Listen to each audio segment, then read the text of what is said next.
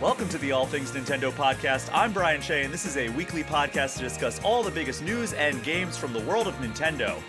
We are just 1 week away from the launch of Pokémon Legends ZA, and to celebrate that, plus one of the milestone anniversaries I so love to talk about on this show, we are going to be discussing the Pokémon series history with spin-offs. Joining me for this episode is Polygon editor-at-large Giovanni Colantonio. Gio, how are you doing? I'm fantastic, and Pokemon's right around the corner. You can't be upset about that, unless you're one of the people who has made your personality being upset about that, in which case you can be very upset about that. But I'm excited about it, man. Like, I've demoed that game, and it seems cool, so can't complain. How are you doing, man?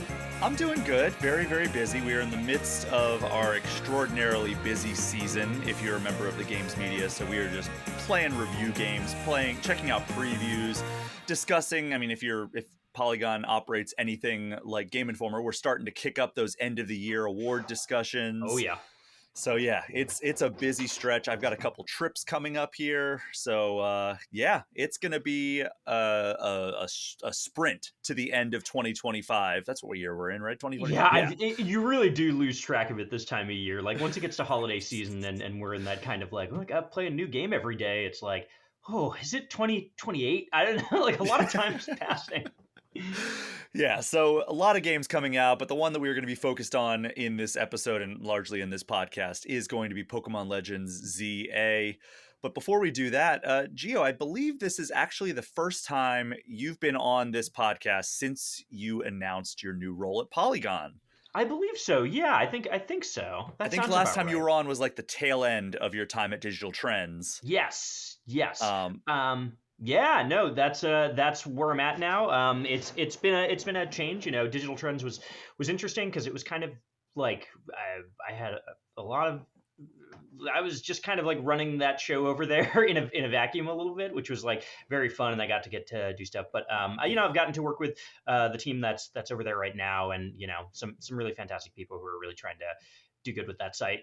So I'm writing stuff that I think is good, and hopefully people like it, and just trying to keep websites cool, and that's my goal.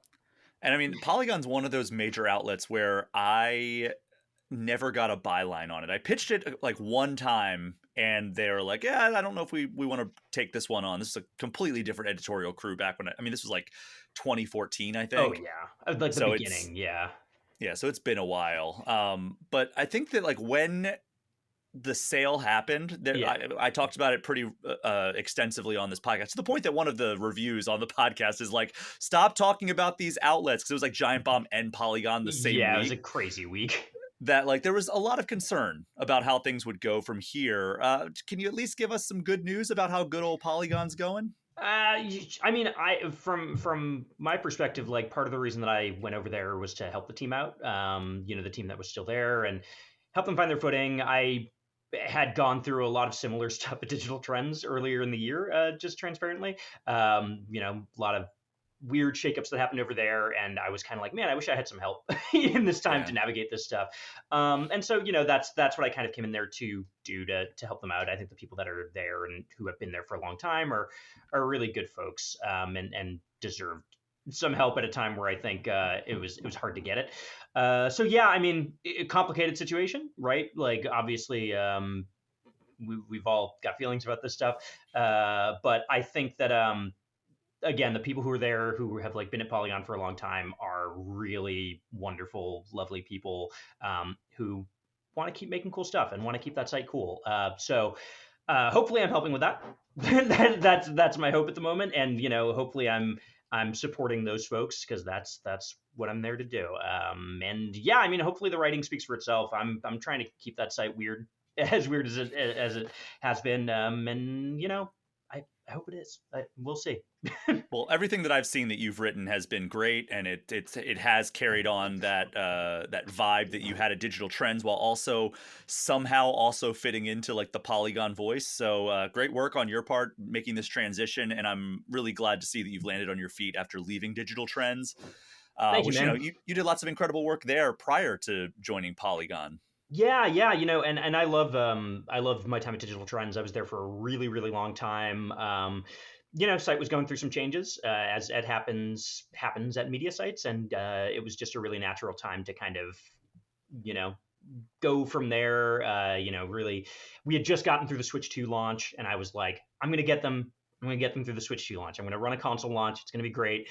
I'm going to do Summer Game Fest. And then after that, there was like that summer lull. And I was kind of like, site's changing. That's cool. And it's a good time for me to kind of like step back and let someone else run the show. That's called the Doug Bowser. Yeah, Doug. That's it. Doug Bowser's running digital trends now. That'd be cool. They should get Doug Bowser to run that site. Yeah, he got it through the Switch 2 launch, and then he saw the summer lulls, and he's like, "Oh, now's a good time to let someone else run the show."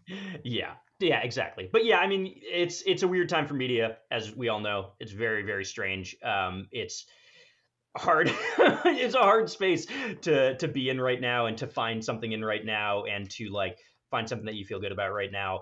Above all else. So my focus right now is just like helping the people that are there, who I think are wonderful and lovely, and some of the sweetest people that I've ever gotten to work with, and they deserve help. I hope they're getting it, but I can't speak for that. Who knows?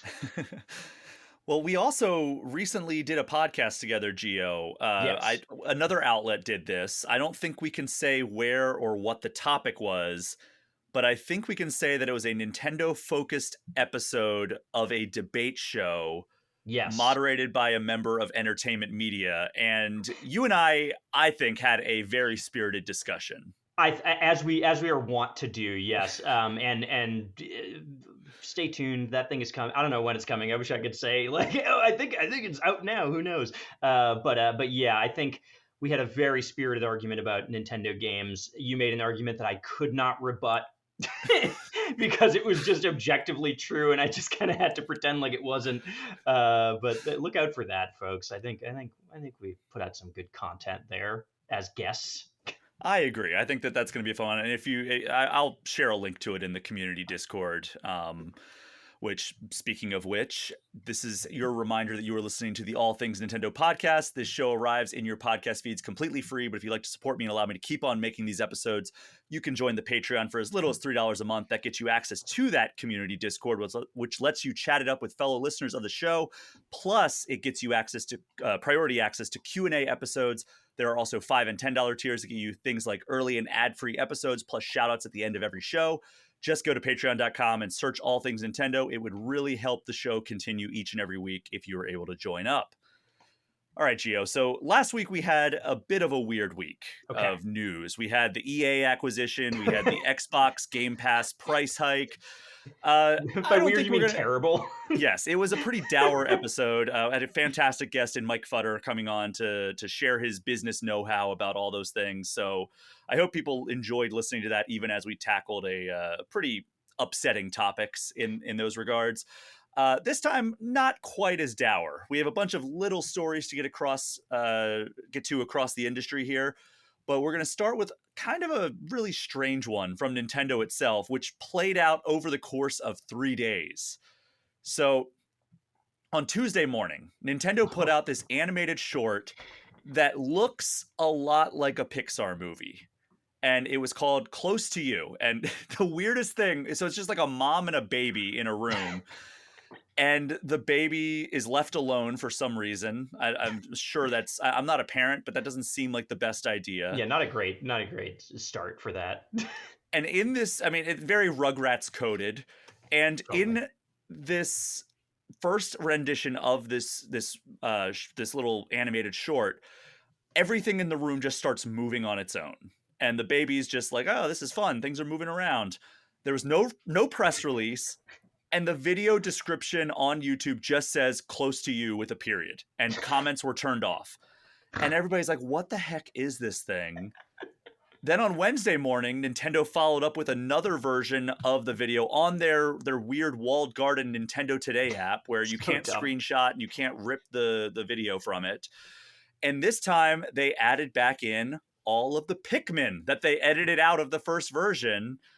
And then at first I thought that like this might be a tease of some sort. Like, oh, are we getting like the next Pikmin game announced? Is there going to be a spin-off of a Pikmin game? But then on Thursday morning, Nintendo clarified that it was just showcasing the first short film created by Nintendo Pictures, which is kind of the film production subsidiary founded around the time of the Super Mario Brothers movie. So Gio, like what a roller coaster this was. Like first it's like what is this? Like did they publish this on the wrong account was my first thought. Like did somebody like stay like did a social media like consultant stay logged into Nintendo's account by accident and accidentally like set this video live? And then obviously the Pikmin version's like, oh, okay, then this is something Nintendo related, obviously. Yeah. And then they're like, oh yeah, this is what you saw was just like the first short. Why do they string us along for so long? And like, instead of just being like, hey, we're gonna like, this is something they could have teased. This is something they could have given us a heads up. Like, hey, the first animated short from Nintendo Pictures is going live on Tuesday. Like, keep your eyes out. But we talked about it for 3 days, and like everyone wanted to know what was the deal with that baby sketch, right? And then everyone wanted to know what was the deal with the Pikmin in the baby sketch. What is that? And then they got to the third day of being like, ooh, that thing you've been talking about for 2 days straight. That's our animation studio. Isn't that crazy? Like, credit to them, it worked, right? Like a total like 3 day news cycle of them getting to pull off like a reveal that nobody really cares about that much yet. Like, like that's cool. You guys have an animation studio. A lot of people have animation studios. Great. The thing that I will say about it is that I think it is really interesting in context of actually the last Nintendo Direct. Because the last Nintendo Direct, right, 40th anniversary Super Mario, right? And everyone was like, oh, are they going to announce the next 3D Mario game? Like what's going to be the big reveal? And there were two big reveals during it. One, which I'd argue was like the minor reveal, like the B game, was like, hey, Galaxy, we're porting those games to Switch. And everyone's like, oh, cool. But like the big reveal was Mario Galaxy movie is coming. That's how we're celebrating Mario's 40th anniversary. And like us showing you the trailer is the hot thing this year. And I think it was a moment where it became very clear that Nintendo's strategy as a media company is changing, right? Mm-hmm. They no longer necessarily see games as being their only tentpole thing, right? Like Mario Odyssey 2 doesn't have to be their only tentpole thing. Now, the Mario movie can be a tentpole thing, and the games can support that. And you can be like, oh, here's a port of a Mario game to get you excited about the fact that this movie's coming instead of vice versa. I think this was an extension of that, right? Kind of like, hey, we're not announcing a Pikmin game, but like our animation studio made a Pikmin short. What if there was a Pikmin movie one day? And everyone's like, oh, okay, yeah, I guess. Sounds cool. But I think it's just a kind of another step in this narrative that they're rolling out where it's like, we don't just do games anymore. Media is going to be important. Our animation studio is going to be important. And we want like Nintendo to be a little bit more of a lifestyle across multimedia. So I think we're going to see that a lot more. For better or worse, we'll see. If you liked the baby short, then cool, you're gonna have a great time, I guess. But if you're like everyone else who was like, is this Pikmin? Is it Pikmin 5? What are we looking at? Maybe you won't be as excited about it. Yeah, like so we already know that there's Mario Galaxy movie in Yep. production. We know that the Zelda movie is in production. Like we've got casting for that and everything.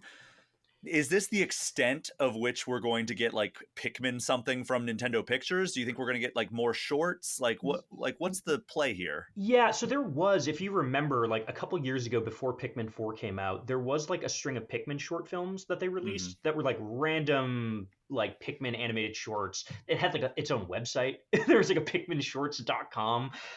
So I don't know, this is just a thing they're interested with in Pikmin in general. But to me it feels more like a proof of concept. Like we want to keep our animation studio relevant. We don't want you to wait another year for the Mario movie to like finally be able to say like, oh, here's our next project. Like I think we'll probably see this a little bit more as they try to establish themselves and try to like build hype around like what's ultimately a still pretty unproven animation studio, right? Like we don't totally know what is going to come out of that. The Mario movie I think was mixed, like I think good things about it, not great things about it. Largely Illumination, who's working on that. So yeah, I don't necessarily think it signals a Pikmin movie. It more just signals like, hey, we're going to be doing more of our IP as movies soon, and like get comfy with the fact that that's what's coming. I think there was a rumor today that there might be a Donkey Kong movie in Mm. development, and that might be the next thing that the animation studio is doing. But who knows? We'll see.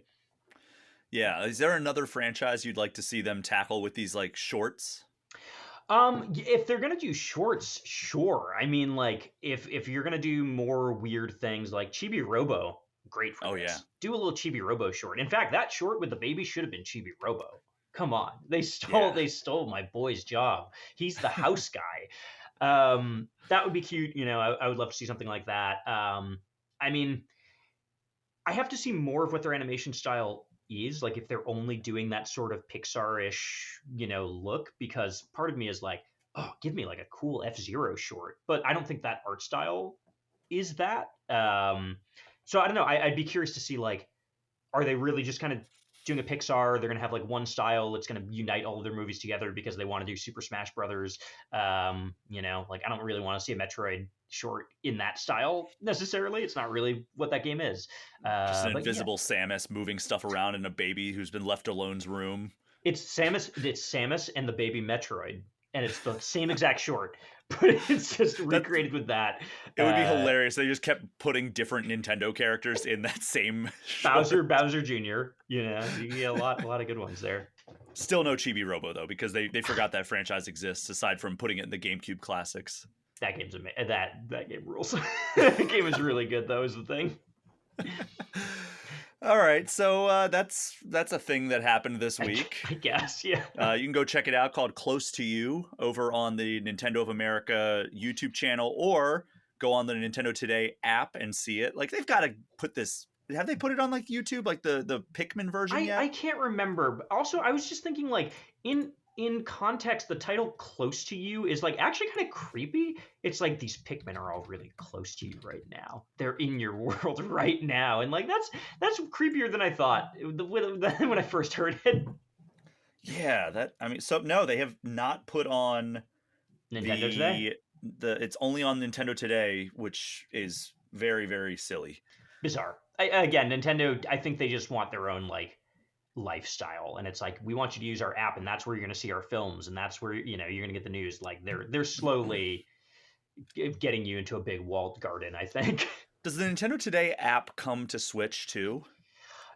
That's such a good question. It's not, right? Like it's No. because the Nintendo Switch 2 has like their news thing that no one ever looks at. Just make that Nintendo Today, right? Just have that be like a splash page that you go to. I don't know. Yeah, that's a thought. Like they don't put any streaming apps on their stupid console. So dumb. Like why don't they do that? Like the even one feature I YouTube wanted. or and especially since they literally one of the biggest things that they did for this console is have camera integration.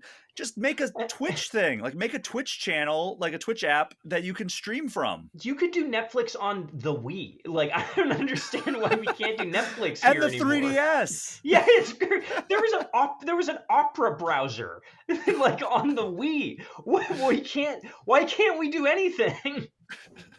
It's such a weird thing. I will say I do admire the fact that like Xbox completely like nose dove into the ground with the Xbox One launch, where they're like, hey, it's an all-in-one entertainment console and we're going to focus primarily on the entertainment stuff instead of the games. And Nintendo was like, we are never going to put a streaming service on our console ever again. Yeah, man, it's good. I guess maybe they just assume like you have Netflix, you have it on your TV. Like, why do you need it on this console that is like not for this? But it's like, I don't know, man, because I don't want to have like 4 things hooked up to my TV. I just want to have one, and I like the Switch. Yeah, but if they're gonna do it, like just give us the Nintendo Today app on there. Yeah. Let us watch all this stuff. Let us see these things. I might actually visit it. I always forget Yeah. that it exists until like the 1 out of 20 like days where it actually has something useful. I had to re-download it for this whole saga. I was like, I felt so embarrassed because I remember I like uninstalled it from my phone, and I was like, I'm never gonna need this again, suckers. And then I was like, oh well, gotta get back so I can watch the Pikmin play with a baby. This sucks. I don't have to do this. Well, you know what is on Nintendo Switch 2, Geo? That is SNES Classics. If you're a subscriber to the Nintendo Switch Online, you get access to various classic game catalogs. And Nintendo has announced 3 new games on the Super Nintendo's Nintendo Switch Online library, one of which has never come to the US before. Read them off. Give me the list. Yeah, so the first one that we're going to talk about is Mario and Wario, which is the aforementioned not released in the US game, and is a puzzle game that came out in Japan in 1993 starring Mario and Wario with, here's the description. Wario has dropped a bucket on poor Mario's head and now he can't see! Exclamation point. So it's up to you to lead Mario safely to Luigi. Use the Forest Fairy's magic wand to create platforms, change the direction Mario walks, and defeat enemies. You can clear a total of 100 screens full of unique challenges using simple controls. Just move the mouse to move the fairy and click the left button to perform actions. I'm psyched. So I haven't gotten a chance to go in and play it yet, but I'm so happy that this is on there, for the specific reason that Nintendo. I've talked about this before, but like they when they talk about Mario or they talk about their big franchises, they curate history so much. They do not talk about the weird games in these series. They only talk about like, here are the mainline ones that reviewed really well, that like we're really proud of. Like, even Pikmin, it's like, oh yeah, we're going to talk about Pikmin 1, 2, and 3. We're not going to talk about that weird Pikmin 3DS game though. Like that's kind of scrubbed from history if it's not good enough. And there's so many weird Mario games, right? Like Mario's Time Machine. I had a game that I played on PC when I was a kid, Mario's Game Gallery, that was like licensed out to a different company, and like it was like you played checkers with Mario, and it was bizarre. I think it was the first time Charles Martinet voiced Mario, but it's just like a lost piece of history because they're like, we don't care about this. So I love seeing like these old Mario games that they have just pretended don't exist come back. I think it's really good for preservation. It's really good for like understanding the actual history of the series and like how big and how much stuff they were making for it was. And more than anything, it gives me hope that one day we will get a very special Mario game ported to Switch Online, which was a game called I Am a Teacher Super Mario Sweater, which was a game where you make a sweater like with Mario stuff. And you could, at the time in like the NES era or whatever it was for, once you finished the design for the sweater, send it into a company and they would make the sweater and send it to you. And oh my God. Bring that back, man. I want Super Mario Sweater on Switch Online. I would buy the sweater. Get the machines running. That reminds me, and we're going to talk about this in the main segment, about like the little machines at Blockbuster when you like had Pokemon Snap. 100%. And I still have my card that you could like scan it into your N64 and then bring it to your Blockbuster Video and have them print it out. It was so cool when like games were smaller, so you could like do weird personal stuff like this, where it was like, oh, like, send in this thing, like when there were tip lines, even like, right, the Nintendo helpline, like you could run that because it wasn't 10 million people calling it at the time. And like, man, I kind of miss that. It's great the games have blown up and are huge now, but like, I don't know, there's like a nice human element to that. Back when not every game needed to make 10 times its budget or the entire staff gets laid off. Too much fun. Really cool. So the other two games that are coming are Bubsy in Claws Encounters of the Furred Kind. Cool. Fantastic name. Yeah. And then Fatal Fury Special. Do you have any fond memories of those games? No, but what a cool set of games. I haven't played any of these, which is like what I actually want from Switch Online. I feel like people are always like, where's this game that I played like a million times? And it's like, okay, they're going to put it up and you're going to be like, oh, I'm so glad it's there. And I'm not going to play it because I've already played it. Like, this is actually the stuff that I want to see on these services. Like, I want to see the weird stuff more often. I remember like there was one time when like the NES game Pinball came to Switch Online and everyone was like dunking on it and being like, oh, whoa, Pinball. And it was like, this game is like very historically significant. I think like Satoru Iwata, this is like one of his first projects at Nintendo. Like, man, this is cool. And like Mario and Wario, that's a Game Freak game. That's like a pre-Pokemon Game Freak game. Like, this stuff is really important. So like, I haven't played those. I'm psyched that I haven't, because like that gives me a reason to actually use Switch Online, and like that's great. I'm not gonna go play Super Metroid again right now, even though it's on my wall behind me. Like I've played it a lot of times. I want to play the Mario game where he has a bucket on his head. There's a weird thing with like the Switch Online libraries. I went in, and I'm a weirdo who likes to keep all of my libraries like organized. So I went in and like like I have like a row of all the Mario games, a row of all the Donkey Kong games, and I just kept going down the line. And then there's just like miscellanea basically for like Yeah. 7 rows, and it's getting so big on the SNES and NES libraries that like it's just unwieldy. I'm like looking at this, I'm like, I'm never going to play all of these games because at a certain point I'm like, oh, Mario, Donkey Kong, Kirby, and I get to the bottom, I'm just like blob. Like it just looks like a blob of stuff because there are so many games that I'm just scrolling past, which I mean it's a good problem to have, but it's like at a certain point it just becomes like, okay, well, I just can't keep up with the amount of stuff they're putting on. But that's not me complaining, that's just an observation that like Yeah. every time one of these comes out I'm just like, oh, I should check that out, and then I never do, and then the Yeah. library grows to a point where it's like I could just forsake all modern games and I would never get to all these But titles. look, man, when the video game industry collapses, you'll have so much stuff to go back to. Well, no, because this is all tied to a subscription, which means that we That's don't true. own That's any true. of it. When it's only Nintendo left, then great. Fair enough. So if you're a longtime listener to this podcast, there was very likely an era where you were absolutely sick of hearing me talk about Vampire Survivors. And developer Ponkel has continued putting out updates and expansions and features and everything. And it has released a trailer showcasing online co-op that is coming to the game this fall.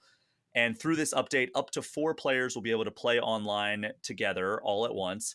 And the trailer also seemed to tease the next update, which is said to be detailed next week. Gio, are you a Vampire Survivor sicko like me? I love it. I mean, I haven't played it in a hot minute, but I love that game. I think it's brilliant. I think there's a lot of games that have tried to do Vampire Survivors, but there's just something about the aesthetic of that thing and I don't know how fresh it felt at the time that just still captures me. Really excited about this. I think like always you don't have to like give me much of an excuse to go back to that game. It's like Balatro in that sense. It's like if you port Balatro to my smart TV, I'll be like, well, I guess I'll check it out and then play 20 hours of it. You know, like this is very similar to that, where like, hell yeah, I'll log in and do multiplayer and in this like online. That's great. Good for that studio, man. What a cool success story for such like a small, like inexpensive game. Yeah, and it's like you could. I did the math like last year at some point. It was like you can buy the game and all of the DLC at full price, and it's still like less than $30. Incredible. What a world. There that's so much less than like what retail games go for now, and you just get so much more out of it. Like I could play that thing forever. It was my I'm like a very anxious flyer. I don't know about you, but like I hate flying. It like really it freaks me out. That was my like time travel game that I would play, where it's like you play that thing and you look up and you're like, oh, it's been 2 hours. Oh, crazy! And I wasn't anxious during that time because I was so hyper focused. Like, thank you to them for that. Yeah, I'm not an anxious flyer, but I do get very like stir crazy where I'm just like, oh my God, I just want to get off this plane. Like, especially like longer flights to like, Japan, or I was recently in Paris, and it's just like at a certain point, I just feel like I'm losing my mind. Yeah. And Vampire Survivors, Balatro, games like that, Dead Cells are all like run-based games are Yes. so good for that. It's just like one run will kill an hour, and you just don't realize that much time has gone by. It's my favorite. It's my favorite thing It's to play amazing. on a plane. So next up, a lot of people, including myself, are excited about this next game, but unfortunately it was delayed. That is Mina the Hollower, the next game from Shovel Knight developers over at Yacht Club, and this time rather than doing a 2D action platformer, they are paying homage to Zelda Link's Awakening. This game was originally slotted for October 31st, but they have now pushed it out some. That's all we know. We don't have a new date just yet, but Yacht Club does assure us that it isn't going to be a major delay. And to that end, they concluded their note with, quote, "We don't want to announce another release date until it's submitted to platforms, so please hang tight as we reach the finish line. The game is so close to being done. We're playing it from start to finish every day. In the final hours, this is what the crew is working on. Finalizing design, art, and sound, overall game balancing, implementing localization, eating cheese, testing, on all platforms." I've played a little bit of Mina the Hollower, and it is like a really clever evolution of the Link's Awakening formula. And, it's Yacht Club, so there's going to be like at the very least a low bar, like a high bar of like the lowest level of quality it can be, because it's a really talented development studio. Yeah. But where does this, like, is this game on your radar at all? Are you looking forward to this? Yeah, man, I was supposed to review it. I was like, I had flagged that sucker to review this month, and I was going to be all over it. Yeah, I think I played it at like GDC like 3 years ago, Yeah. and that was like when we thought it was close to coming out, which tells you just how long this development cycle has been. Yeah, absolutely. I mean, Yacht Club has earned, I think, a certain level of like, yeah, man, like show me what you got. I'll follow you. Um, I remember when I played the demo at GDC, I thought it was extremely difficult. Like I really, really struggled with it, and it was like an early slice of it. So I almost wonder if that's been like part of what they've been balancing when they talk about balancing, just like getting that Yeah. challenge down, making it feel like retro and older and still full of that good friction, but like maybe onboarding people into that a little bit more. I don't know. Total speculation. Who knows? But I'm really excited about it. Like I will never turn down a good like top down GBA Zelda like or original Game Boy, not even GBA. There's a great game from last year, which is very different, but there's a great game called Isles of Sea and Sky. Hmm. That is like a Link's Awakening riff, but it's like a box pushing puzzle game, like a Sokoban game as we would call them, and it's just like a really clever puzzle game, like in the mold of a classic Zelda game, and it's fantastic. And I'll just play however you want to mess with that format and change what you do from that perspective. Great, that game's fantastic. High recommendation. Unfortunately, it's only on PC, It which is, is a yeah. bummer because it does look like it would be fantastic on the Switch. I Like, hope oh they my port it at God. some point. It's a cool game. If you like that kind of box pushing game, which is very niche, but the Zelda charm in it really sells it. Yeah, I just clicked through and watched a little bit of the trailer and clicked through some of the screenshots, and yeah, it does look like a lot of fun. But She's back. yeah, Mina the Hollower, I also got my hands on it. I think PAX, it was PAX West 2023. I had a demo for it, and I had a blast with it. And I don't, I remember it being a little bit challenging, but it must have been toned down from what you played. Yeah, I think so. So hopefully they're continuing to find that sweet spot, because like you said, it's a retro style game, so you want a little bit of that friction, but it's also 2025, so you don't want it to be like old school difficulty where people just, Yeah, it was difficult because people just didn't have best practices. you got to ease people into it. It's all about how you onboard people into that and get them like, oh, I'm supposed to fail in this game. Like cool, cool, cool. Yeah, so no release date for that just yet, but we did get an announcement of PowerWash Simulator 2's release date. Now we're talking. Uh, are you a fan of PowerWash Simulator? Because it's one of those games where I feel like it checks a lot of boxes for me, but like I get like certain levels I get to where I'm just like, all right, I get it. Let me move on. It's absolutely a I get it game. I mean, like I really do like it because I think it just like is there's certain games that are so primal, where it's just like we're just gonna give you like a thing that feels good to do, like, and that's it. And like we don't have to complicate it more, and we don't have to like string you along more. And there's just something very zen, about sitting down and doing that. So I really like it. I don't know that it needs a sequel, and I don't really know what you gain out of a sequel other than more levels, which like you could just put more levels in the first one. Are the graphics better? Do I care if the graphics are better? I don't know. Are there more nozzles? Is that cool? I don't know. But yeah, I'll that's another game where like I'll jump at the opportunity to like sit down for a half an hour and do a power wash and be like, I feel good. But yeah, it's a funny one because it's kind of like I don't know that I needed a sequel to this, but like cool, good for them. I'm glad they have the money to do that. It's funny because I did talk to them at that same PAX West, and I was like giving them ideas for crossovers. I was like, come on, do a Nintendo exclusive crossover where you are just like power washing like Mario Karts, or like you can power wash Peach's Castle, or Dude, you like, do a Hyrule whole Castle. you can do a whole Mario Sunshine thing. You just use the Yeah. gunk from that, man. You clean Delfino Plaza. Ugh, come on. Yeah. So to your point about what does this bring, it offers both couch and online co-op, a bunch of new tools at your disposal, including lifts that you can like get higher up on buildings and even get onto rooftops. Oh, cool.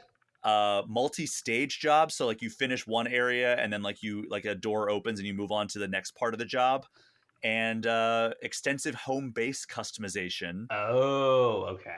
Yeah, and the new That's new. story mode will have 38 jobs for you to complete and the return of cat companions that you can pet. Did the first one have a story mode? I can't even remember. It did, but it was Yeah. just like, okay, yeah, you're starting a PowerWash company.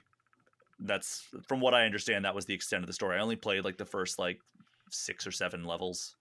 So if that all sounds interesting to you, PowerWash Simulator 2 is now set to arrive on October 23rd, which, not long from now, which this whole stretch has been such an absurd, like, surprise launch after surprise launch. It's been like Hollow Knight Silksong into Hades 2, and now like all these other games, and we've gotten random delays, and I feel bad for all of the indie developers that were like, okay, we're going to delay from early September to late September to avoid Silksong, and then surprise, Hades 2. Yeah, man. At this point, it's just like there's no good time to release a game, and you just have to accept that. Like, there's never going to be a good time. You can never predict this stuff. Just drop it and hope. Yeah. So, October 23rd, PowerWash Simulator 2, which has a surprisingly large audience. If people are like laughing at this, like thinking like, oh, who cares about PowerWash Simulator 2? Cult classic at this point, I would say. Yeah, PowerWash absolutely. Simulator 1. And for good reason. Yeah, it is quite like therapeutic almost, I would say, is maybe like a great word for that. Absolutely. So speaking of cult classics, in multiple senses of the word, last year, one of the best games that you probably did not play was a horror-style adventure game from 11-bit studios called Indika. And it is a game about a young nun venturing through 19th century Russia with a story that explores topics like mental health, like religious oppression, and self-discovery. And it's won several awards. It's considered by those who played it as like one of the best games of 2024. We liked it quite a bit over at Game Informer. Marcus Stewart, who reviewed it for us, gave it an 8.75. And then the main character, Indika, ended up being named the best hero of 2024 in our belated best of 2024 list when we were relaunched earlier this year. And I bet you can guess the reason that I'm bringing this up. It got announced for Switch. It's coming out November 27th. Gio, is this a game you checked out? What a good game, man! Indika is so awesome. And look, if y'all haven't played it, and because you only have a Switch or something like that, great time to jump in. Be prepared. It's a weird one. It's an antagonistic one. It is a game that will be a little bit mean to you in a way that I think is great. It's such a unique, strange ride, and it was one of my favorite games that I played last year for sure. It was one of those things where I was like, man, in like a just world, like this would be something we'd be talking about around Game of the Year season, just as much as like all the big stuff. Like what a cool game, man. Yeah, I never checked it out, but I heard amazing things for it. I doubt that I'll check it out during the Switch release, but when it's quieter, yeah. November 17th. Wait for the game industry to collapse. Like I said, when it all collapses, Indika, perfect time. Gio, we said we were going to be less dour. No, everything's great. Everything's going great. Pikmin play with babies now. I don't know. All right, we're going to end the news segment on this. For a while there, my voice sounding like Peter Brady all of a sudden. We had a series called Mario and Sonic at the Olympic Games, and they were never spectacular, but they were cool crossovers that a lot of folks who lived through the 90s probably never thought would happen. And a couple of years ago, it was announced that the International Olympic Committee ended its partnership with Sega and the Sonic brand in favor of pursuing, drumroll please, NFTs. I didn't realize that's why it happened. Yeah, but after the bottom fell out on that, it seems that the IOC has come crawling back to Sega as the Sonic brand announced it has formed a new partnership with the IOC to celebrate the Olympic Games. And so far, it's just announced for merchandise, so don't get too excited if you're like hoping this is going to be like a new Mario and Sonic at the Olympics Games announcement. But, this partnership can't hurt those chances. Do you think that's kind of the next stage of this partnership? I hope. Sorry, I'm still thinking about the fact that like that's how bad Sonic's stock got in that period where they were like, "Hey, I think the Bored Apes is a better idea actually for our partnership." I don't know. I mean, I hope so. I mean, that was always. Those games weren't like great or anything, but I really enjoyed playing them. I like played them a lot in college, and they were like very, very fun party games. Man, I would love to see that sucker come back, or at least just Sonic in the Olympics again. It doesn't have to be with Mario. You can put Big the Cat in the Olympics. Big the Cat, he can be in there. That's fine. Yeah, I hope something comes of it, and I wouldn't be surprised with how many Sonic games Sega puts out. Very much could happen for sure. And to be clear, the partnership was ended in like 2021, so Sonic was actually doing pretty well then. Yeah, It was, that was like the beginning of the comeback story, right? Was around there. I would say Sonic Mania was probably like the beginning of the comeback Mm, story, and then like, you know, varying degrees of success. But yeah, like 2020 when like the movie hit, and like, true. Yeah. yeah, that was like, I think the true like start of like, all right, this brand is actually suddenly like has a lot of heat. And Yeah. then At the very least, it was kind of like, oh, this is getting better. the Olympic Committee looked at that and said, nope, NFTs. They knew It Sonic reeks of like, Frontiers was coming. They didn't want it. it reeks of like, we're out of touch and we want a trend chase. So and I'm seeing here, it was not renewed due to the IOC's desire to explore new revenue streams like NFTs and esports. Sonic, It you just, have your perfect esport. It's Sonic. I mean, there are plenty ways you could esportify that. Yeah, dude, Sonic. Have Sonic the Hedgehog 2 speed runs at the Olympics. That's esport, guys. Come on. Sonic Crossworlds, this new racing game, that could be an esport. It's a great game. It's a great game. It is. Yeah. I enjoy that game a lot. But yeah, so no Sonic and Mario at the Olympic Games announcement just yet. But hey, there's an Olympics next year, right? Like it's on the even years between like the winter and summer games. One together very quick, I'm sure. Yes, there's no logistical challenges of getting it Yeah. together in Olympics games. Yeah, easy. I know that what is it, 2028 is when it comes to the US? I think so. Is that in LA? That one Yeah. is happening? If Yeah, that still happens. yeah. If it still happens. Not Dower. Not Dower. Yeah, we're all positive here. In that spirit, we're going to take our first break of this episode. I guess probably our only break of this episode. And when we get back, we will be chatting about the Pokemon spin-offs throughout history. We will be right back.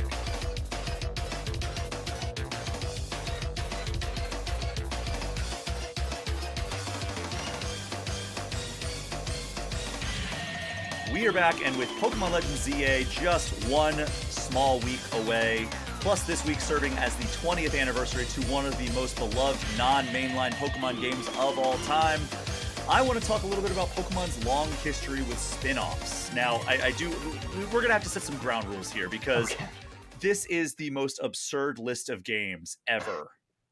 So this is not going to be an exhaustively researched segment like the way that I've done previous history segments on this show, because quite simply, like if I was gonna do like an exhaustively researched like rundown of all the Pokemon spin-offs, it would probably need to be an entire multi-part season of this podcast. If I went into like the making of and like the legacy and the where are they nows and who directed this and all that stuff, like I've done with other games. So we're just going to chat about the spin-off series and the developers who made them in some cases, and share some fun memories related to them. I'm going to run down it. But Gio, before we jump into this, what was your first Pokemon memory? Oh my god, first Pokemon memory period. I have a really, really strong memory of accidentally saving over my Pokemon Red file. Like the first time I ever did that, I was in my friend's basement, and I had the game, and I played it a bunch, and I just like I think I started the new file to do the thing where you like, oh, you get a starter and like trade it to somebody, Mm-hmm. and I just saved over it, like, and there was no way to get it back, and there was no, you only have one file in those games, and I remember having a moment of like being devastated, and like I was a child, and then I kind of stopped, and I was like, I guess that's not that big of a deal, and like it changed my life. It was like my first memory with it. I had a similar memory, but with Final Fantasy X, Ooh, where that's much worse. Ooh. I was about 45 hours deep into that game, and I was stuck on a boss fight, and I was like, well, I still want to play this game, but I don't want to like keep ramming my head against this. So I'm going to take a break and just like start from the beginning of the game, and like I'll just start like a separate save file. And the very first sphere that I got to, like save sphere, I Yep. just muscle memory overwrote my Yep. previous file, and I just watched as it's happening. Because like as soon as I hit it, I knew what I did, and then I have to wait for it to stop overwriting the save file before I can do anything. And this was on PS2, so like it took a long time to write that save file. So I have to stand there like this, like with my hands on my head, watching as my 45, 50 hours of save file is overwritten, and That's brutal, dude. Bavel's about to fall, and yeah, that was one of the worst situations I've had in gaming history. That's a bad one. That's a bad one. Especially if you haven't like finished the game. Because I think I'd at No, least finished Pokemon at that point, and I was like, I just have the file, so it was like, whatever, who cares?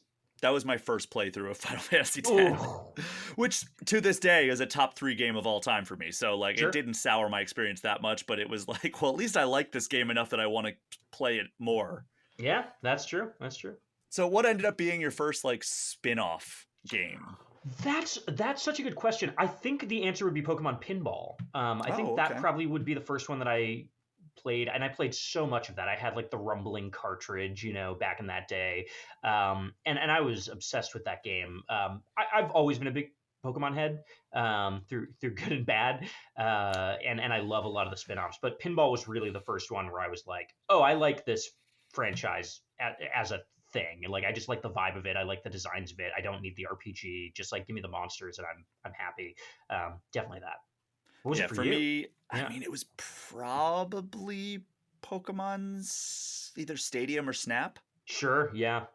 I, I I have a strong memory of waiting for like a Toys R Us to open. I'm sitting in the parking lot to like go buy Pokemon Stadium, and I think that was probably the first spin-off that I had. But like Pokemon Blue was my first like mainline game that I. Definitely like playing Snap and Blockbuster and printing out the images was up there for me. That if that wasn't the first one, that was number two for sure.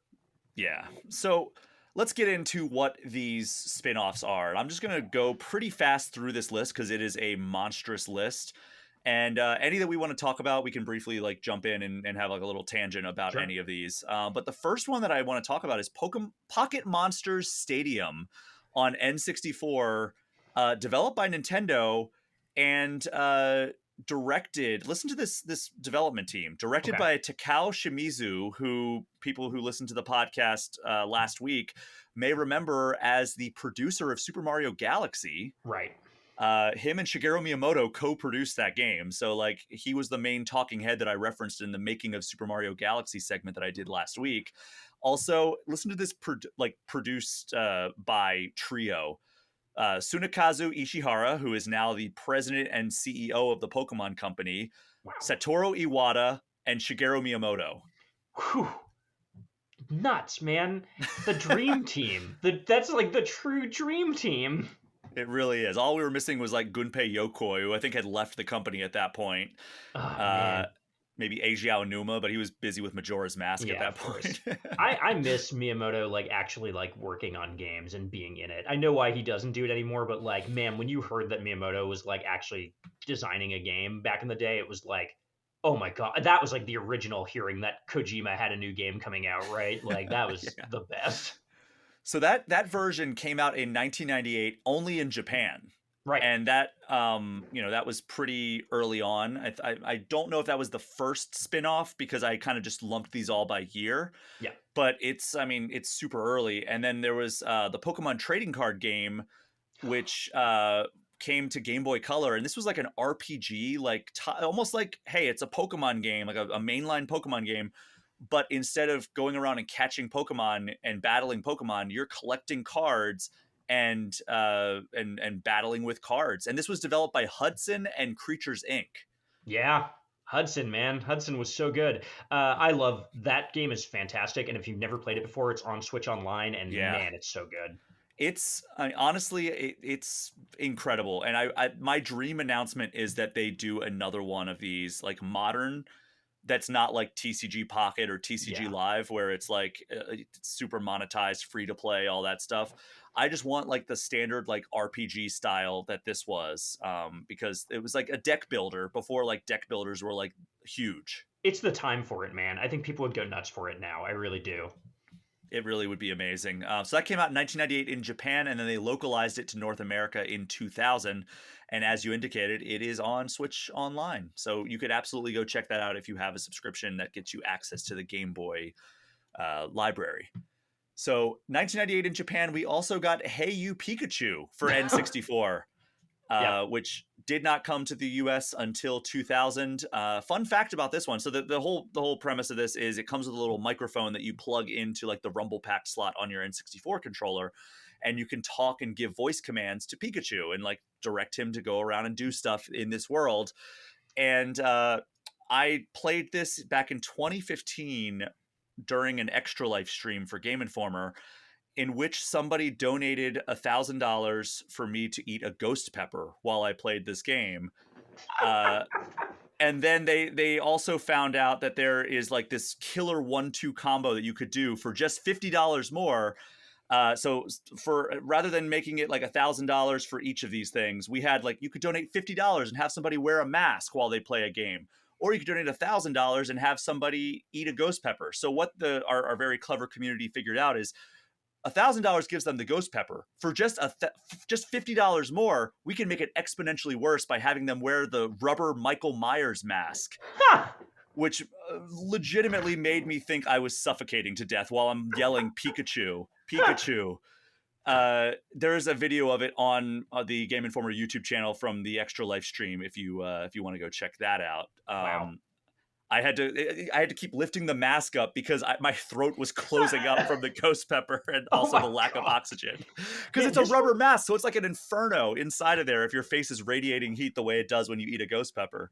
Man, going back to Mario and Wario being on Switch, by the way, like this has to be coming, right? Because the Switch 2 has a microphone built in. This absolutely has to be their next, like, hey, we could only have this on this console. It's time to port it. Like, right? It's got to be up there. I would hope so. I mean, I would love to play it undisturbed by the heat that just radiates up your face and down your throat and into your like upper stomach and is like that the intestines. only time you've played it? Yeah. Oh, wow, that's a really no. You should never play it again, and that should be your only experience. I've reached the pinnacle of Hey You Pikachu experience.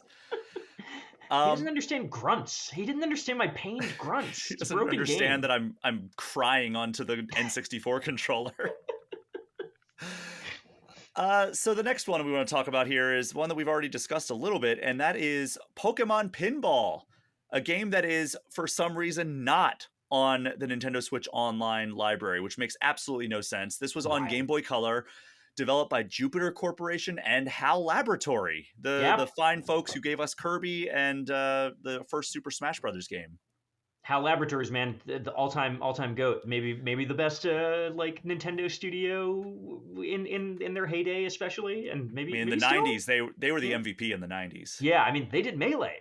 That's HAL, baby. Oh yeah, they made the best of all time. I mean, really, let's just get down to it. It was Masahiro Sakurai and Satoru Iwata who were the goats. They were, but HAL was firing on all cylinders. Great studio. Yeah, Pokemon Pinball's fantastic. What a smart use of Pokemon. What a cool spin-off idea. I love that game so much. I've never played the Game Boy Advance one, and that's one that I really would like them to put on Switch Online because I would play the hell out of that. Yeah, I put so much time into Pokemon Pinball.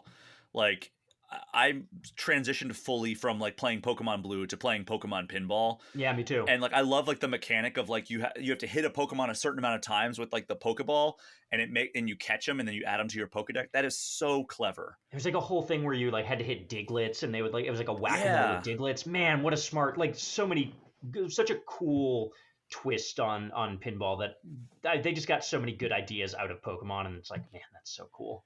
And this was also produced by Tsunekazu Ishihara, the president and CEO of the Pokemon Company today. There you go. And also interesting to note is that, you know, the reason that we're getting all of these games in '98 and this one was 1999, the Pokemon Pinball, is because Pokemon hit in 1996 and they had no idea if this was going to be a success.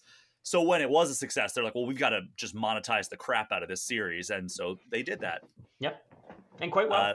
Yeah, they have been quite successful in that endeavor.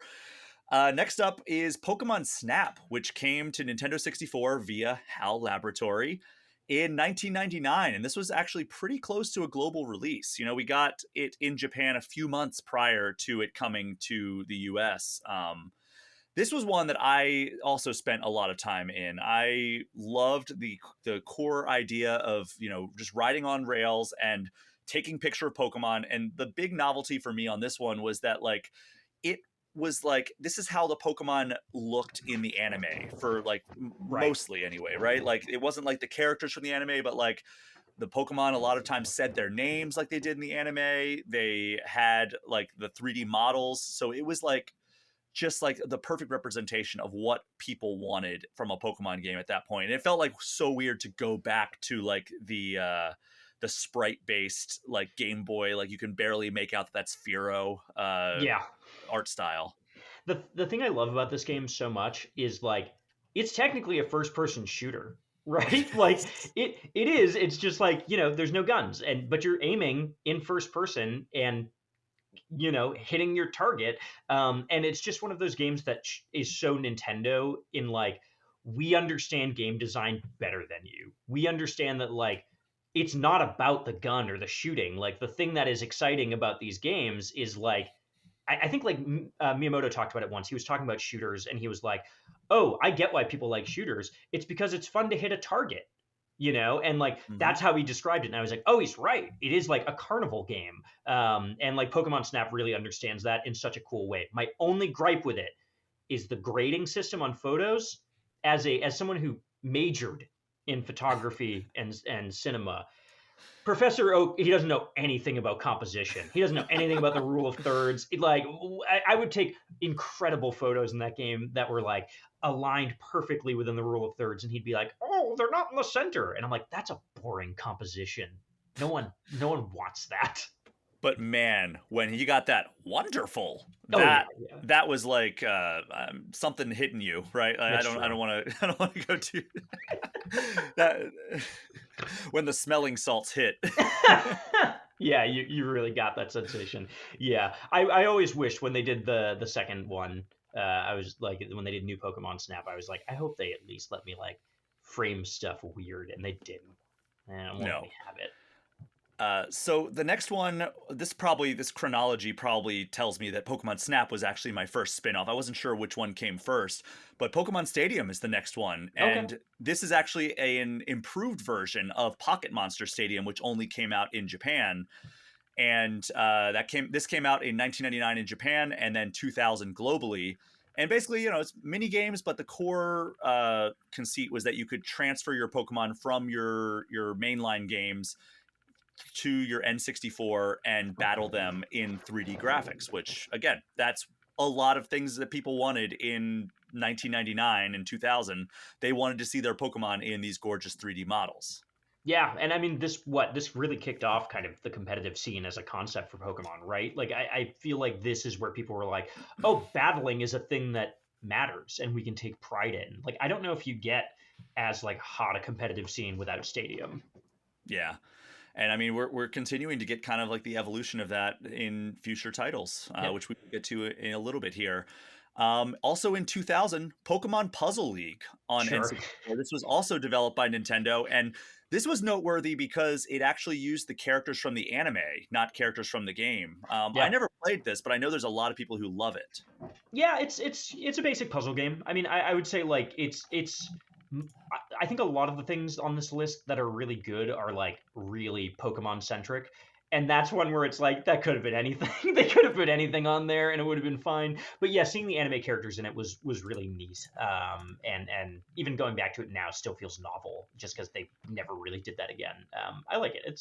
I'm a puzzle game head. You know me. I like that stuff. And this was also the same director, Shimizu, who was the producer on Mario Galaxy, and also that same production team of Ishihara, Iwata, and Miyamoto. They So were pumping them out, man.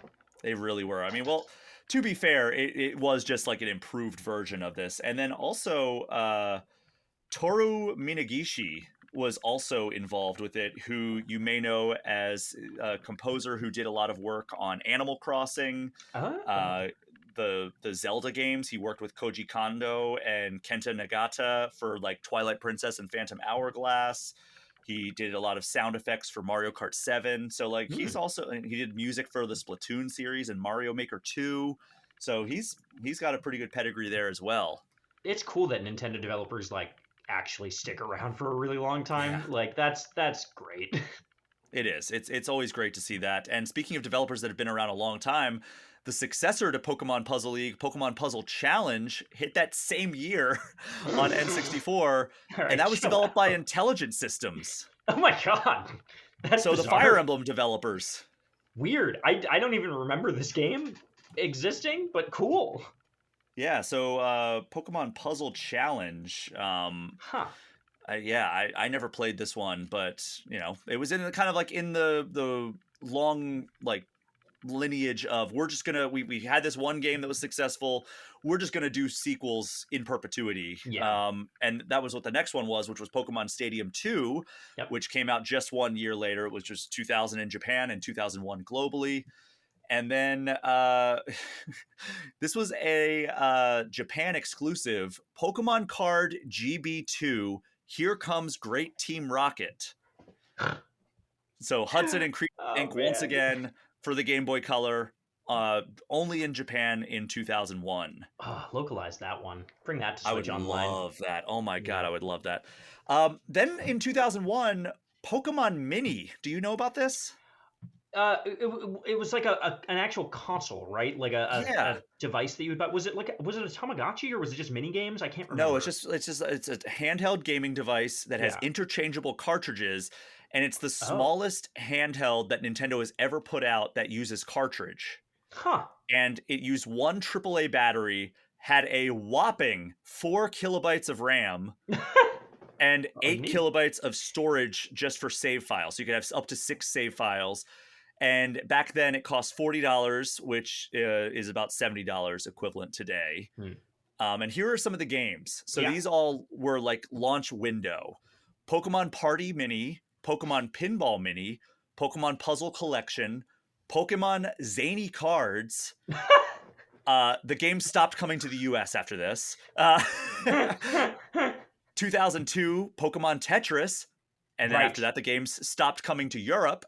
And then it was just Japan getting these games.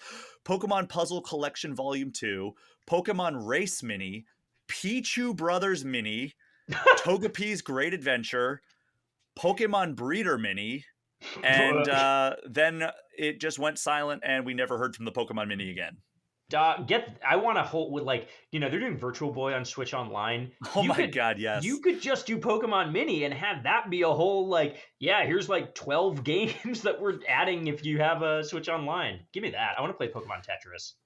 But yeah, oh my god, how is that? How has there never been another Pokemon Tetris game? I know, because the Tetris license they'll give it to anybody. They're like, go It ahead, really man. We will. don't care. But like that seems like such a slam dunk. Like Yeah. one of the most perfect games ever created, and then the most profitable brand of all time. Yeah, I think like when you go through Nintendo history, you see an evolution of them like really being eager to work with people and collaborate and like license stuff out, and then you see that change a lot and it becomes a lot tighter. And I think this was like the end of that era, kind of like whatever, anybody can make anything. Yeah, I don't know. Like the Pokemon Mini seems like that was maybe their first like stumbling block where it was like maybe not everything we're going to put out is going to be a massive success just because we slap Pikachu on the art. Yeah. But imagine a world where that's like we have the Pokemon Mini 5 right now, and it's like the graphics are incredible on A it. 4K OLED screen and Yeah. That'd be there's awesome. never a Nintendo Switch. Now that we've said it, they are going to release a reproduction of this. That's like $200. Like they've heard us, and it's going to happen. Well, it was basically like their version of the VMU from the Dreamcast. Sure. Yeah. Yeah. That's what it almost reminded me of. Like I was watching some videos on it because I never got my hands on it because I forgot this thing even existed. Probably costs $1 billion to get one now. Oh my god, I don't even want to. I normally would look, but we've got plenty to get through here, Yeah. so we Let's don't do have it. time. So they did get right back on the winning trail here with Pokemon Coliseum on the GameCube in 2003, Great game. which was kind of just like an iteration on the Pokemon Stadium formula. Yep. Pokemon Pinball Ruby and Sapphire came to Game Boy Advance in 2003. And then we got the Pokemon Channel on GameCube in 2003. Right. Which was that one? I can't even remember what the Pokemon Channel was. So the Pokemon Channel was developed by Umbrella, Ambrella, and it was just basically like your goal. I'm reading the Wikipedia page here because I want to make sure I get it right. The goal is to help Professor Oak refine and promote his TV network through watching broadcasts with Pikachu. The game contains elements of adventure, digital pet, and simulation genres, and players can explore full 3D environments, have Pikachu converse with other Pokemon, and collect various items. Okay, guys. It received a 55 on Metacritic. I remember that one. I remember that one growing up. I remember the box of it, and I was always like morbidly like, I kind of want to try it. I kind of want it. Never did. Well, that was not the biggest success, nor was the next one, which was Pokemon Dash. Oh, wow. For the DS, one of the launch For the DS. or launch window games? Came out in 2004 in Japan, 2005 in across the globe. Right. But basically it was like a racing game from the top-down perspective, and you use the touchscreen to like basically do the stylus constantly, where like you're just like you have to keep like it's almost like the predecessor to Dragon Drive. Yeah. Where you're using the touch controls to like just basically constantly like go like rev forward to get like your Pokemon racing. That DS era, man, where it was just like we have to figure out how to make games that are DS games, and it was like Yoshi Touch and Go, and stuff like that. Really a strange experimental time, but I kind of like miss it. I went back to the DS recently and like played some of those games and was like, they like were cooking with ideas that weren't like necessarily good, but were like creative and like tactile. I don't know. In some cases, yeah. I mean, I much prefer the era we're in now, where it's like all of these things, like they have gimmicks, but they're still like the core experience that you can just enjoy if you want. Like Dragon Drive. Like Dragon Drive. The killer app for the Nintendo Switch 2. The next one is one of the reasons that we're doing this segment, and that is because in 2005, aka 20 years ago, we got Pokemon XD Gale of Darkness. Yeah. And more specifically, October 3rd, 2005 in the US. So just about 20 years ago this week. This was basically like a full-on RPG in the Pokemon universe that is something that people wanted and didn't really get a mainline like RPG in the Pokemon universe until we got Sword and Shield in 2019. Yeah. And but this was like kind of like the first attempt that they had of making a Pokemon RPG in the 3D space. Yeah, and I think it went really under the radar at the time and underappreciated because I don't think that people realized that's what it was. I think like at the time you knew Coliseum and Stadium as like, yeah, that's the battle game, which that's not an RPG. You just battle Pokemon. And I think everyone thought that's what it was. And I remember I thought that's what it was, but I remember playing it. I know where it was. It was in Cape Cod at my parents' house over there, and like a bunch of friends came and we brought it, and I was like, "Oh, this has like RPG elements." And then I like played it more, and I was like, "No, this is a full game." And it's weird that like no one seemed that excited about it at the time, and like since then, no one's been like, "Bring that game back." Like if you put that on Switch Online now, I think people will like have a renaissance with that one for sure. It's supposed to be coming. Like that was in the Switch 2 reveal. That like, why didn't they put it out on the anniversary? Yeah, Nintendo makes very little sense sometimes. No rhyme or reason. So yeah, that came out 20 years ago this past week. And then 2005 in Japan, we got Pokemon Trozai for the DS, which that came 2006 across the globe. And that was like a match. Is it match 3 or match 4? Yeah, I think it was like a match 3 or 4 puzzle game. Yeah, pretty very fun. Yeah, really fun one. Then we got into kind of like the more robust spin-offs, I think, with Pokemon Mystery Dungeon, Blue Rescue Team, and Red Rescue Team. One of those came out on the GBA, one of them came out in the DS, and the series was actually developed by Spike Chunsoft. Yep. Back then it was just Chunsoft, and then now they're Spike Chunsoft. But that came out 2005 in Japan, 2006 globally, and this is like a dungeon crawling series. Yeah, it's very like Sheer and the Wanderer, where you're going through dungeons and like moving kind of square by square. Very one of those games where you either get it or you don't. Like I remember when I tried to play it for the first time, I was like, "This is terrible. I hate this." But like the people that these games connect with, I think like would probably tell you these are the best spin-offs in Pokemon, and good for them, man. I'm glad that they have one for the sickos.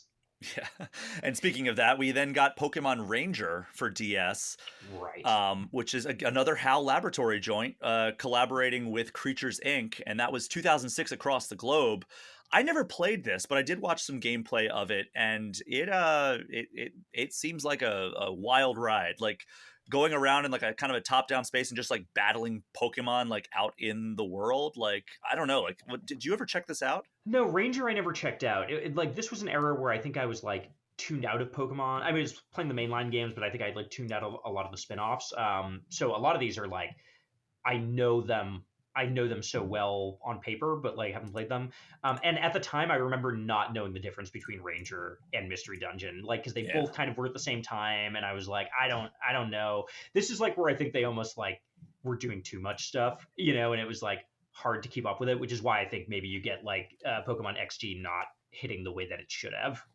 Yeah, it was kind of like the well had been poisoned a little bit by too much stuff, because this is not even 10 years after Pokemon had hit, and like, you know, people are just losing their minds over anything, again, with Pikachu on the front, unless it's Pokemon Mini, in which Yeah. case nobody paid attention to that. But the next one is a pretty good one, Pokemon Battle Revolution for the Wii. That was in Right. 2006, and that was kind of like the carrying forward of the Pokemon Coliseum, Pokemon Stadium type of gameplay, Yeah. Very turn-based battles. very fond memory of this one. I'll throw out real quick, which was that my friends and I played that one, and we went online with a fully EV trained, like IV trained, breeded team of only tanks, just 6 tanks with no offensive moves. They only had like defense curl and like all of those moves, and we would have hour-long matches online where we would get people with like hacked shiny teams to lose by struggling to death because they could not put a dent in Shuckle, and you would just get beaten by like Shuckle and Claydol. And it's probably the best experience I've ever had with a Pokemon game, just watching people rage quit 45 minutes into a game because we used rest because they didn't know that we had it on a Pokemon, and they were like, forget it. It's like the So they would best. just chip away at you for like 10 minutes, and then you'd use rest and just wipe away all that progress. Literally like 20 minutes sometimes, because you would just like defense curl, defense curl, defense curl, 20 minutes. You would let it get to the end and then like hit it and reveal that you had it the whole time, and like you could feel the rage quit through the game. Like you could feel someone break the controller. Best Pokemon experience I've ever had in my life. That's fantastic. That same year, solely in Japan, I don't have any information on this, but a game called Pokemate hit mobile devices, developed by Square Enix. Never heard of this in my life. I have no idea what it is. But Pokemate. speaking of Japan and Japan exclusive releases, around this time there were also several Japanese arcade games, several of which were developed by Marvelous. And so we got Pokemon Batrio in 2007, Pokemon Treta in 2012, Pokemon Treta Lab in 2013, and Pokemon Ga Ole in 2016. And all of these are like games that you basically like put like you put in your money, and then you receive like these tactile things. Some of them are cards, some of them are like little like tokens, and you have to put them on a board, and like you strategize where you're putting your Pokemon, and then you battle an opposing team. If you go to Japanese arcades today, you can still see these everywhere. Like a lot of these Japanese arcade games that Really are cool. exclusive to Japan, and like there are so many different ones, and I always try to like piece together what's going on. Like I'll watch somebody play and I have no idea. I've watched probably like 6 full matches and I still have no idea of what's going on. The Japanese arcade scene is so much cooler. Like I wish we had that here. Yeah, it's where I spend a good deal of money every time I go to Japan, just because like the experience is so worth it. Yeah. Around this time, we started getting sequels to a lot of those like GameCube and Wii era games. So we got Pokemon Mystery Dungeon, Explorers of Time, and Explorers of Darkness on DS in 2007 in Japan, 2008 globally. Pokemon Ranger, Shadows of Almia on DS, that hit 2008 globally. Did you ever play My Pokemon Ranch? No, no, and that's vaguely out of my memory. It's a WiiWare game that Ah, hit in okay. 2008. And basically, it was an extremely ugly game where you could transfer Pokemon from your mainline games to your Wii Huh. and basically build up a ranch of Pokemon to like complete different tasks. It was a very weird Sure. thing. Why not? We also got Pokemon Mystery Dungeon Explorers of the Sky for DS in 2009, and Pokemon Rumble, which is a very Oh strange yeah. game, a WiiWare game, 2009, and it was basically like a a weird, like obtuse, like real time battler. Yeah. Not very good, if I No, recall. no, not at No. all. No. Pokemon Mystery Dungeon Advance Fire Adventure Team, Go Storm Adventure Team, and Aim Light Adventure Team, exclusive to Japan, WiiWare 2009. I never played these games, but I know there's a lot of love for them. The Poke Park Wii games. So there's Poke Oh. Park Wii Pikachu's Adventure, which was 2009 in Japan, 2010 globally. That game basically, like, you take control of Pikachu and you're running around this big open area, Right. and you're basically like trying to make Pokemon friends as Pikachu.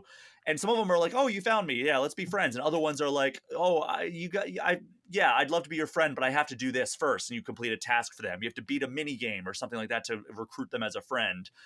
I know a lot of people. This was like kind of like an early formative Pokemon experience for like people younger than us. Yeah, for sure. And like I'm looking at it now because I do remember the covers for these. I remember like they didn't review well at the time, but I do remember people having like a fondness for them. And I don't know if it's just because they grew up with them, and like the game you play as a kid is great. But this is one that like I would love to see them just like bring these two back for fun. I would play the heck out of these just to see what's up with them. Yeah. I don't know. Why not? Yeah, Why you not? know, Just put it up there. Just put any yeah. Pokemon game up, Preservation please. is good. Just do it. Yeah. Just please just give us any Pokemon game in the online catalogs, because Yeah, they've given us like scraps, but like so not. weird. Why? Yeah. I think it's Well, just because they know that they can like resell those anytime they want. It's such like a break glass in case of emergency. Like then we're why remaking haven't red they? again. Like, I know, it's I so know, weird. I It's like know. they could be raking in the dough. Yeah, Are they like afraid of Or maybe it's the 30th anniversary announcement that we're going to get in February. maybe I that don't know. would be I bet we're getting the next. Okay, we're getting off into speculation yeah. instead of. We've got a lot of games still to go. That's right. 2010 Pokemon Ranger Guardian Signs on DS. Pokemon Rumble Blast hit the 3DS in 2011. That's a bad one. That's a I've bad one. never played it. I played that one. Uh, That's bad. Learn with Pokemon Typing Adventure hit 2011 in Japan, 2012 in Europe for the DS. Of Never course. came to the US, but it was bundled with a wireless keyboard that worked with the DS. What? It has a touchscreen. You don't need it. Well, the whole point is you're learning how to type. I know, but all right, sure. We're getting to maybe the longest running Pokemon live service game of all time, and that is Pokemon Trading Card Game Online, Sure. Yeah. which came to PC, mobile, and web browsers at some point. I think it started on web browsers in 2011 and then eventually got clients or apps on all of those devices. That came out in 2011 and wasn't discontinued until 2023.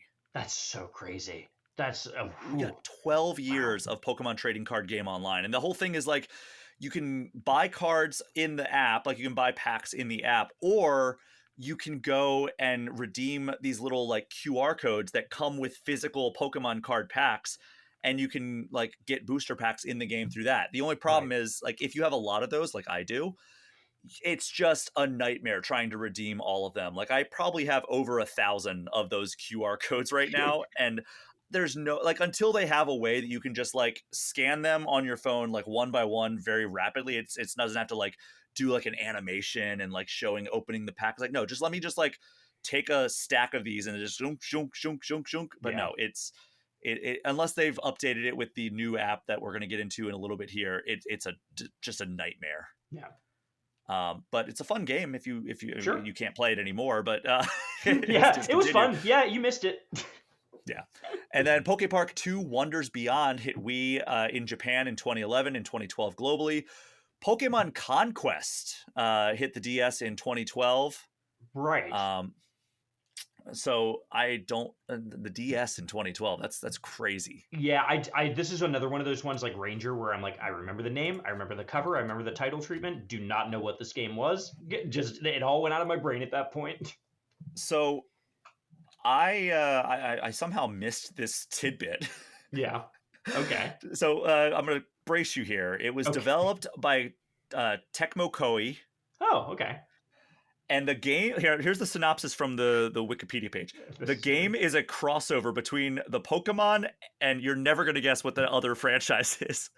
Dynasty Warriors? Nobunaga's Ambition.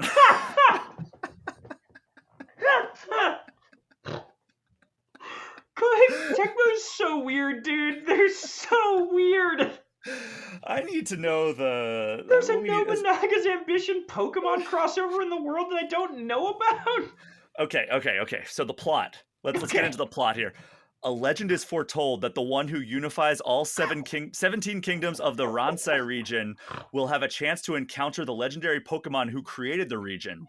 Warriors and warlords all over the Ransai region sought to fulfill the foretold legend, resulting in battles and an end to the region's peaceful era.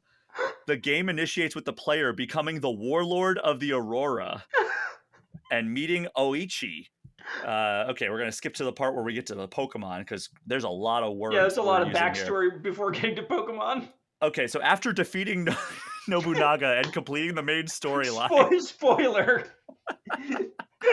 Oh, wait, we're missing some stuff. Okay. With Nobunaga and his Zekrom defeated, the player unites Ransai and the Infinity Tower is revealed.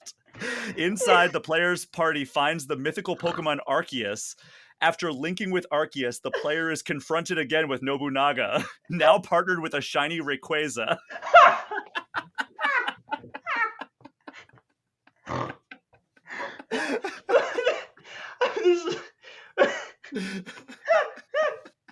That's insane. This reminds me of when we were going over the F-Zero lore. Oh my god, yeah. Oh, I gotta play this instantly. I'm gonna go find this when we are off this call because that's crazy. The fact that like you defeat his Zekrom and he's like, I will come back stronger with my shiny Rayquaza. That's crazy. The game is a turn-based strategy and tactical RPG, unlike the mainline Pokemon series. And warriors and warlords have unique battle-changing powers that boost their Pokemon's abilities. The player, accompanied by Eevee, travels throughout the Ransai region, befriending Pokemon and battling warriors and warlords to conquer and unite the region. This is the coolest game I've ever heard of in my life. That's so I was cool. not prepared for this. The box art for it, I guess I never looked at the box art for it before. I've seen this a million times, and I didn't realize that Nobunaga's just on the box. It just went over my head as an adult. I think I was an adult at this point. Wow, cool stuff. I'm going to buy this. Also, worth noting, Oda Nobunaga is a historical figure. Yeah, he's real. That's not a made-up guy. You can't just give him a Rayquaza. That's amazing. That's cool. Koei Tecmo is the greatest company in the world. I'm glad we did not just glance over that like I was about to. Yeah, dude, no, that deserved the deep dive. That's so cool. I'm going to buy it. I don't know. How much does that even cost probably on eBay? $1 million because it's probably the coolest game of all time. It does have an 80 on Metacritic. Yeah, because it's the cool. It's the best developer of video games. Oh my god! I'm in. I'm so. Oh wait, in. wait. Okay, on eBay you can get the cartridge by itself for $65. Don't tell your listeners because I'm gonna buy them all up. Hey, you have a good like 4-hour head start before this episode hits Patreon. I'm doing it. You're not gonna find it, suckers. There's also a looks like complete in box version for $95. Okay, well, we'll so see. Hope you have a DS. I do. Oh, well, you have a 3DS. 3DS functions. I got both. I'm good. Wow. I've got the old clamshell DS. I'm fine. All right. How do we move on from that? Pokemon Mystery Dungeon Gates to Infinity, 2012 in Japan, 2013 globally for the 3DS. Pokemon Rumble U. You want to guess what console that came out on? Could it have been the Wii U? It sure was. That Oh was boy. the time where we were just putting U at the end of everything to signify that it was for the Wii U. Very cool. 2013. Pokemon Battle Trozai for the 3DS. I loved this game. Great game. Yeah. It's so much fun. Another match 3 or match 4, I forget, because it's been 11 years since I've Yeah. played it. Yeah. I But like yeah, that one a super lot. fun. Yeah. Camp Pokemon, a mobile game that came out in 2014 exclusively in Europe, Australia, and New Zealand. Okay. Why not? I don't know. Sure, guys. Pokemon Art Academy. I feel like I would love it if this would have like come out on Wii U, but like Yeah. the 3DS, it was just my hand was like so cramping when I'm trying to draw these Pokemon pictures. This came out in 2014. Do it now with the mouse controls. Oh Cowards. my Let's god. go. Bring it back. Or just put out a stylus and have it be on the Switch. Yeah, yeah, yeah. You Why could have a not? Switch compatible stylus. I don't Sure. know. Why not? Just make it. Development. It's easy. Yeah, we can just if we can think of these products, you can make them. There are no Yes. global supply chain issues. Just make it. In 2015, we got Pokemon Super Mystery Dungeon on the 3DS. It came out in 2015 in Japan and US and 2016 everywhere else. Pokemon Shuffle hit 3DS and mobile devices in 2015. I liked that game, and I don't remember what it was. I think it was a puzzle game, but I remember liking it and playing it a lot. It sounds like a puzzle game, and we're going to Certainly make sure does. this is not another Nobunaga's Ambition crossover. I don't think it is, but... Okay. I don't think so either, but you never know. Oh, yeah, I remember this. Yeah, this is a very, very recognizable art Oh, style. it was just It's a normal match 3, right? It's a spin-off from the Battle Trozai, Yeah. or spin-off from the Pokemon series with gameplay similar to Battle Trozai. Yeah, it was a cool one. I like that one. Okay. Pokemon Picross. Speaking of high-powered collaborations, 3DS in 2015. So good. Great one. Tell me about Pokemon Picross, because I am not a Picross guy, but is this a good one? Yeah, it's a good one. The Pokemon Picross, the thing that was cool about it was, one, they released it like as a free-to-play thing, but you could just spend $10 and get the entire game, which I thought was like a perfectly fine compromise because like it was plenty of game. And the trick with it is that each puzzle was a Pokemon. You would catch the Pokemon from doing the puzzle, and then you could like use that Pokemon. So each one would have like a power where it would be like, oh, if you want to, Eevee will reveal a whole row at the start of it or whatever. So it's a really good one for people who like Picross, but need a head start in those games because they're like, I can't wrap my brain around where to start. It's a really good like kid friendly version of it, and it's a clever twist. And the idea of just making puzzles that are Pokemon is great. Just like a smart, focused idea. It's a solid one. All right. Well, I wish I could check it out, but it's on 3DS, and my Yeah. 3DS, I have no idea where it is currently because I moved in March and it's in a box somewhere. And none of that stuff is available anymore because the eShop good point. is down. Yeah, you can't get Pokemon Conquest if you wanted to. Oh boy. Pokemon Rumble World came out as a sequel to Rumble U that hit 3DS in 2015. Why did they make so many of those? Weird, 2015 was a big year for the Pokemon franchise because we also got Pokken Tournament by Bandai Namco. Wow, yeah, in arcades, right? Japanese arcades in 2015, and then 2016 on Wii U across the globe. Yeah. This is basically a crossover between Pokemon and Tekken, but like it's only Pokemon, which is it strange that it doesn't have Pokemon in the name? Yeah, Pokken, that you just at that point they were just confident that you would just see the little accent mark over the E and be like, I get what this is. I see Machamp on the cover. He's big. Like, I wonder if they were like, can we call it Pokemon Tekken? And then they were like, well, we can't do that because there's no Tekken characters. And also Street Fighter Cross Tekken failed miserably. Right. They should have put Tekken characters in it, to be clear. That would just be cool. Kazuya beating the crap out of Snorlax. Oh, come on. That would be so cool. Devil Jin just blasting a hole through Pikachu's chest.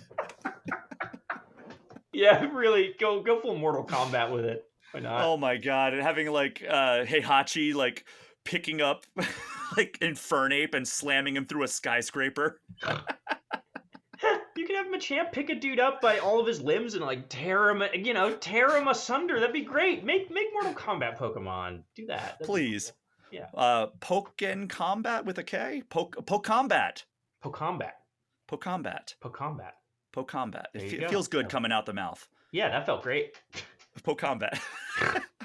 Well, yeah, so that came out on Wii U, and eventually there was a deluxe edition that came to Switch for that.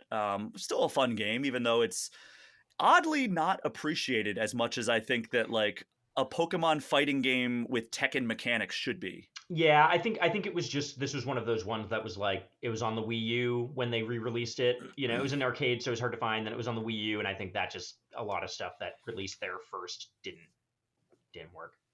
Yeah.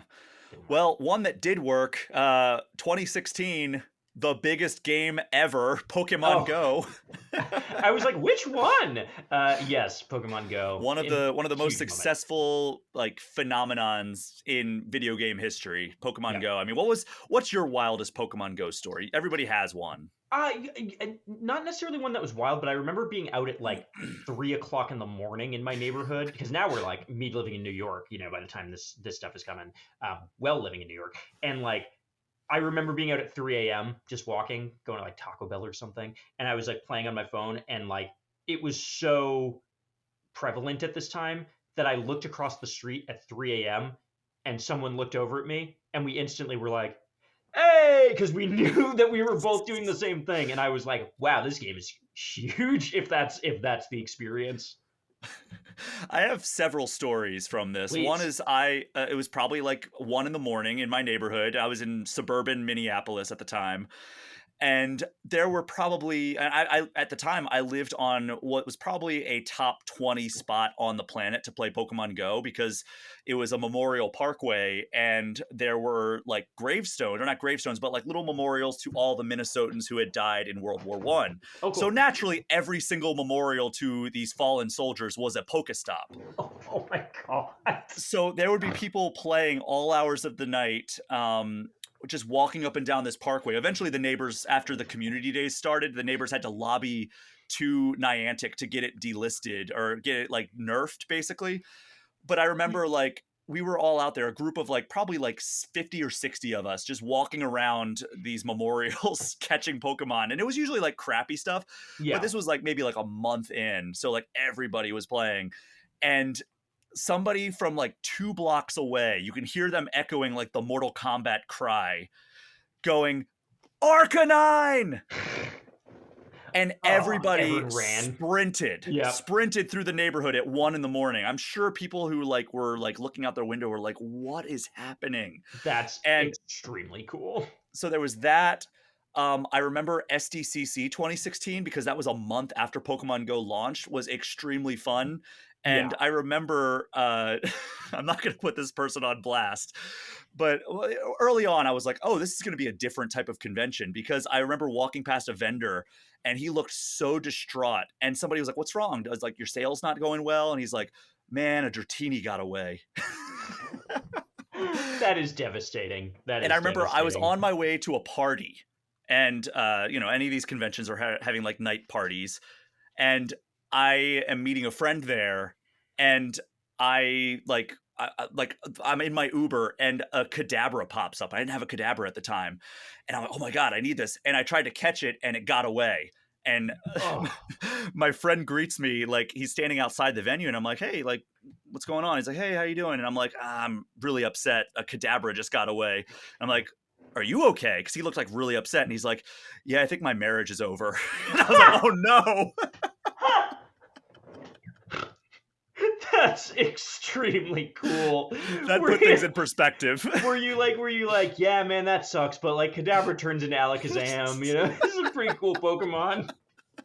So yeah, that's my those are That's my amazing. wildest Pokemon Go Well, as you stories. were saying that, I was trying to get a definitive answer on this, and I couldn't. But if anybody can verify this one way or another, I couldn't figure out if Oda Nobunaga's tomb is a Pokestop or not. So if anyone can figure that out, so you can get your shiny Rayquaza, look it up. Oh my god, could you imagine if they did that?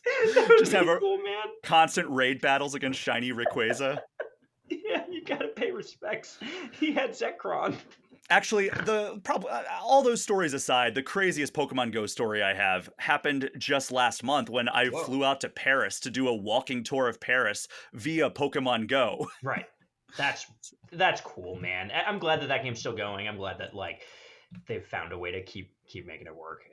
It's a cool game. And it's gotten better. I remember when I played it at the time, I remember thinking like, this is such a great social moment.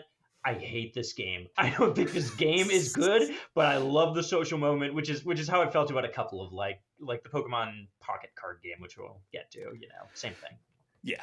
So Detective Pikachu Sure. came out 3DS 2016 in Japan. Took them 2 whole years to localize that globally. Yep. We also got a movie out of that, which is kind of wild, but that is the one Pokemon property that got made into a live action movie. Why not? Why not? He loves coffee. I get it. Relatable.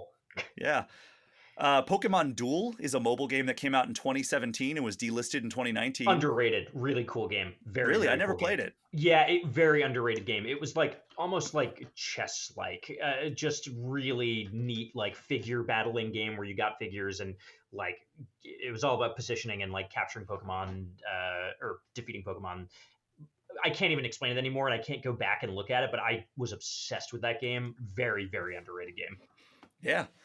One that I have a love-hate relationship with is the next one, 2018 Pokemon Quest. Did you ever play this on Switch and mobile?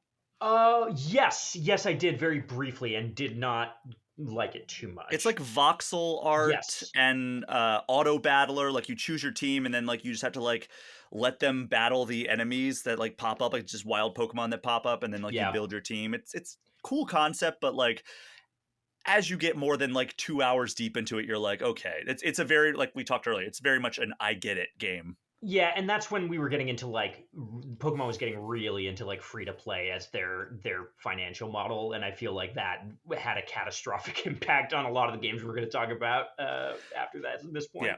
Pokemon Rumble Rush is the next one. That was another mobile game, 2019. Why are there so many Rumble games? Pokemon Masters came out in 2019 and then was renamed to Pokemon Masters EX in 2020. Right. And legend has it, if you tune into any given Pokemon Presents live stream, you can still hear about it to this day every 6 months. Every time it comes up, I feel like we always forget about it, and it's like, oh, is this black and white No, okay. And then just everyone shuts down for like 5 minutes. Yeah, everybody starts checking their phone. Yep.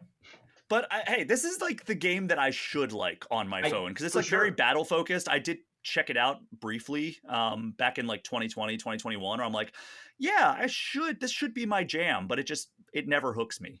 Yeah. I couldn't get into it. They always have all the like amazing like trainers from past games, which I like. Like it's cool that like Lance and Dragonite are there, and like it's just too transparently like a gotcha free to play thing. Like, and that just it just turns me off. Yeah, that same year, 2020, we got Pokemon Cafe Mix, which again we still hear about to this day. Yep, free to play. 2020, a great year to release an arcade game that you have to go somewhere and like touch things, and so Pokemon Mesastar hit Japanese arcades in 2020, and that is still very popular in Japan from what I can tell. Yeah, that I think that's the card one. The other ones are like little tokens that you put down. This is a card battler where like you basically like get cards when you can also collect cards and like buy packs and stuff in Japan for this. That's kind of cool, but why the timing on that stinks. Yeah. Pokemon Mystery Dungeon Rescue Team DX hit Switch in 2020. Yep. Pokemon Smile. Hey, that was a 2020 companion app that taught you how to brush your teeth. Yep. That's kind of a loose definition of a game, but whatever. Yep. Yeah, that's an app. I chose to include that, but not Pokemon Sleep.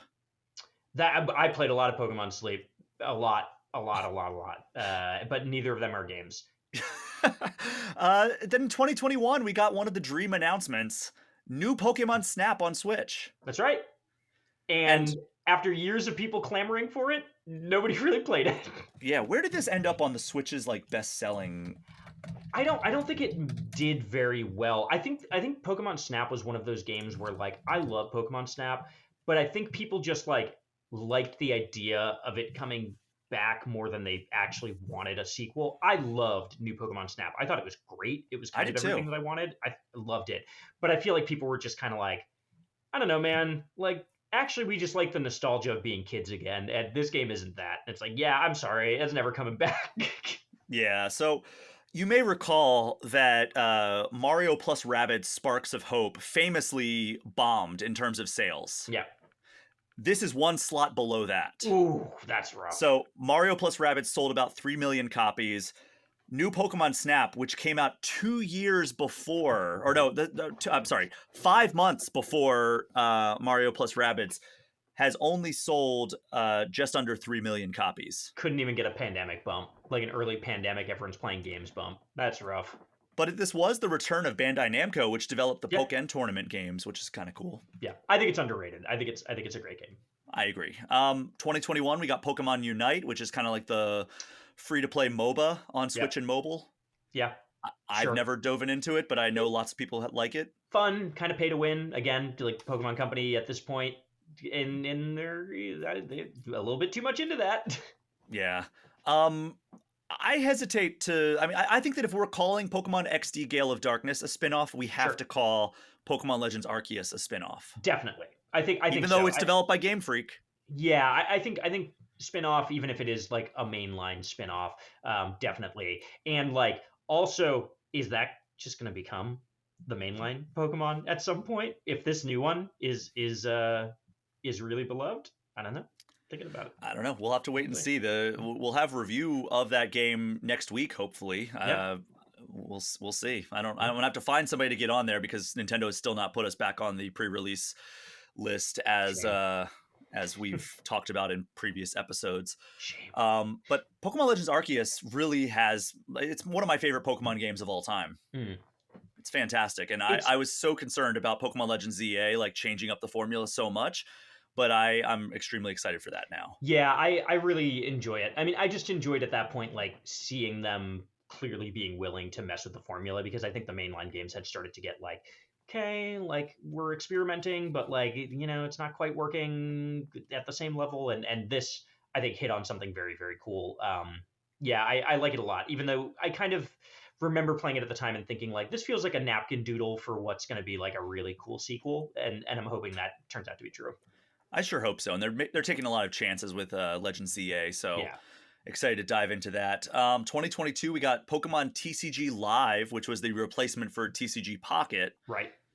That came to PC and mobile, and you can still cash in your cards and everything for, or your QR codes from physical booster packs. Lots of quality of life improvements there. And he's back. He's back, Gio. What? 2023, Detective Pikachu returns. Oh, he's back. He's so back. Spread the word. Wow, I reviewed that game and I forgot that it existed. That's a weird one. Pikachu goes to jail in it. Spoiler.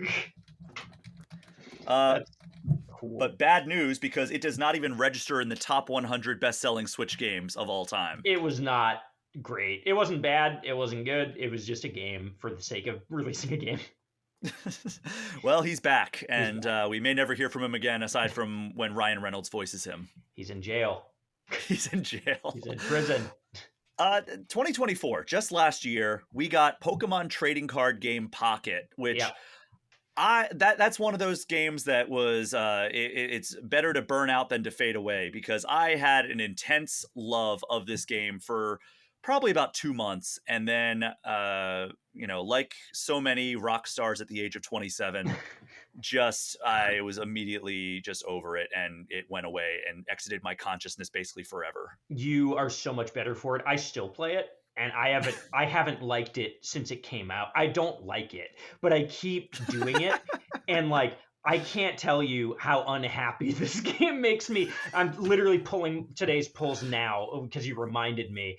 And it currently has like the absolute worst booster pack situation going on. This game is a nightmare that haunts my dreams. I truly, truly hate it and play it every day. Hey, I liked it so much. I think I lasted longer because I liked it so much that it made my top 10 games of 2024. Psychopath. Because it was good at first. It was fun at first. Yeah, the early packs were at least like, something, but it's gotten so like monotonous. It's just that's unfortunate. Can't do it. Well, that brings us to this year's game, which is Pokemon Legends ZA, Switch and Switch 2, developed by Game Freak. So it's the core team basically working on this. Gio, we've talked a decent bit about this. We don't need to like really harp on it too much, but what's your hype level? Give me a letter grade. I'm pretty excited about it. I actually demoed it. Nintendo did like a holiday tour kind of recently, where it was like, hey, here's all the games that we have coming up, and that's the first time I got to play it. And I wasn't as high on RCS as everybody else was. I liked it a lot, but was kind of like, this has potential, but it's not quite there. I really, really liked what I played of ZA. Just the way it's approaching combat feels like, oh, this is what I've always wanted Pokemon combat to be. Where it's like you hit surf and you see the surf wave go up in real time, and like it's on a battlefield. I am skeptical about the performance during it. This is like a real make or break game for them. Like if this thing does not fix the problems that they've been dealing with, in the Switch era, it's going to be a little scary. But I have confidence for them in the Switch 2 version based on what I played. Yes. The Switch 1 version is what I'm worried about, because nobody has seen or played that one. Yeah, that's certainly going to be a nightmare, though I'm hoping that this thing is not just built on the same like spaghetti 3DS code that they were building Pokemon games on for a long time. I think it's going to be good. The first one reviewed very well and people loved it, and this seems better in a lot of respects. So like, I don't know, it might be the next great like tentpole Pokemon game that people are like, oh yeah, this is the new hotness. I hope it's good. I really do. I do too. You did forget a really important spin-off in there too. Sorry. Which one?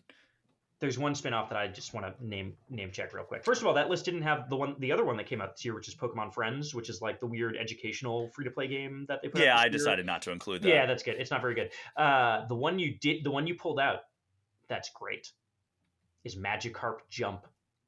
The defunct idle game for phones that was made by the developers of Pokemon Sleep, and you can tell when you play Pokemon Sleep because that game is basically an idle game.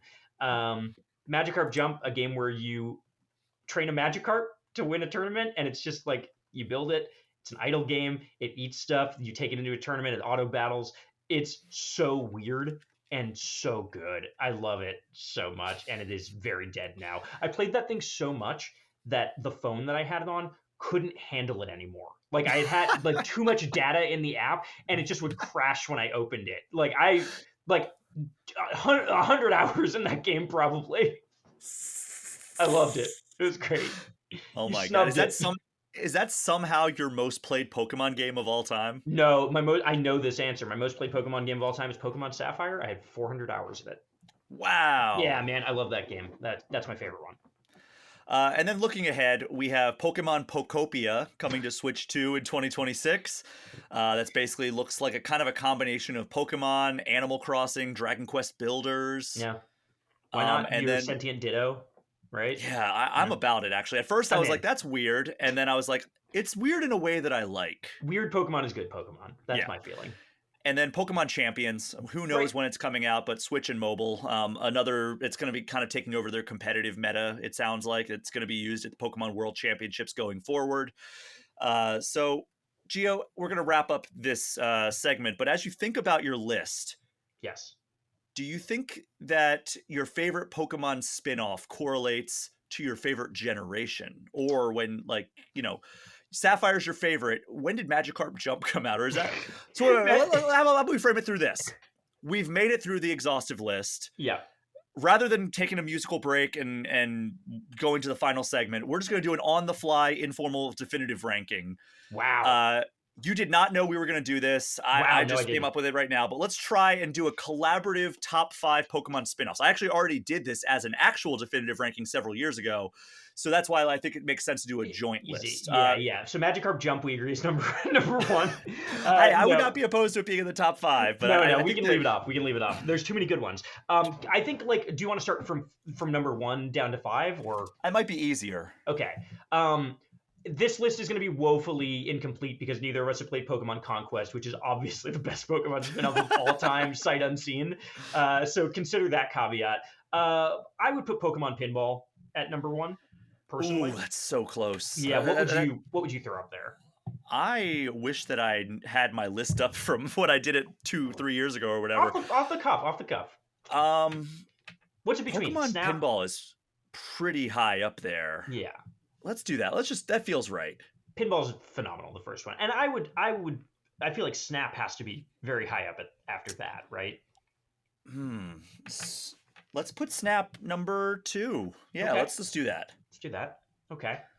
Do we want to do one of the battlers like Coliseum or If we're gonna Stadium? if we're gonna put anything up there, do you think it might after this discussion be Pokemon XD? Actually, what about Legends Arceus? Oh, you know what? Good point. Arceus for sure. That's number Let's put 3. Legends Arceus at number 3, even though I Definitely. think maybe, I don't know, it's up there. Let's do XD Gale of Darkness, number Yeah, 4. I love that.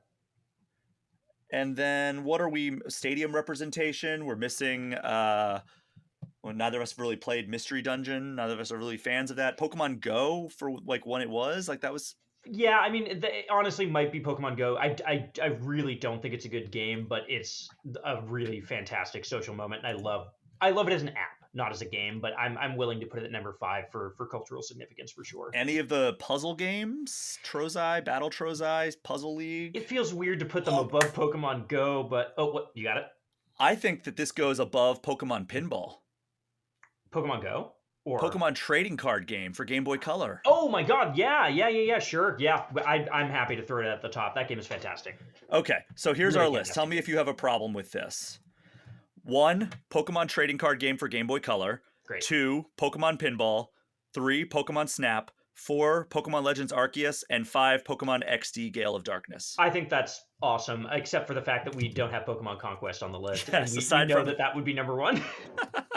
I legitimately, if you do buy it, let me know, and I want to have you back on to talk about Pokemon Conquest. I'm gonna see. I'm gonna look around. I'm gonna poke around. I'll say that. You're gonna Pokemon I'm around, gonna okay? Pokemon around.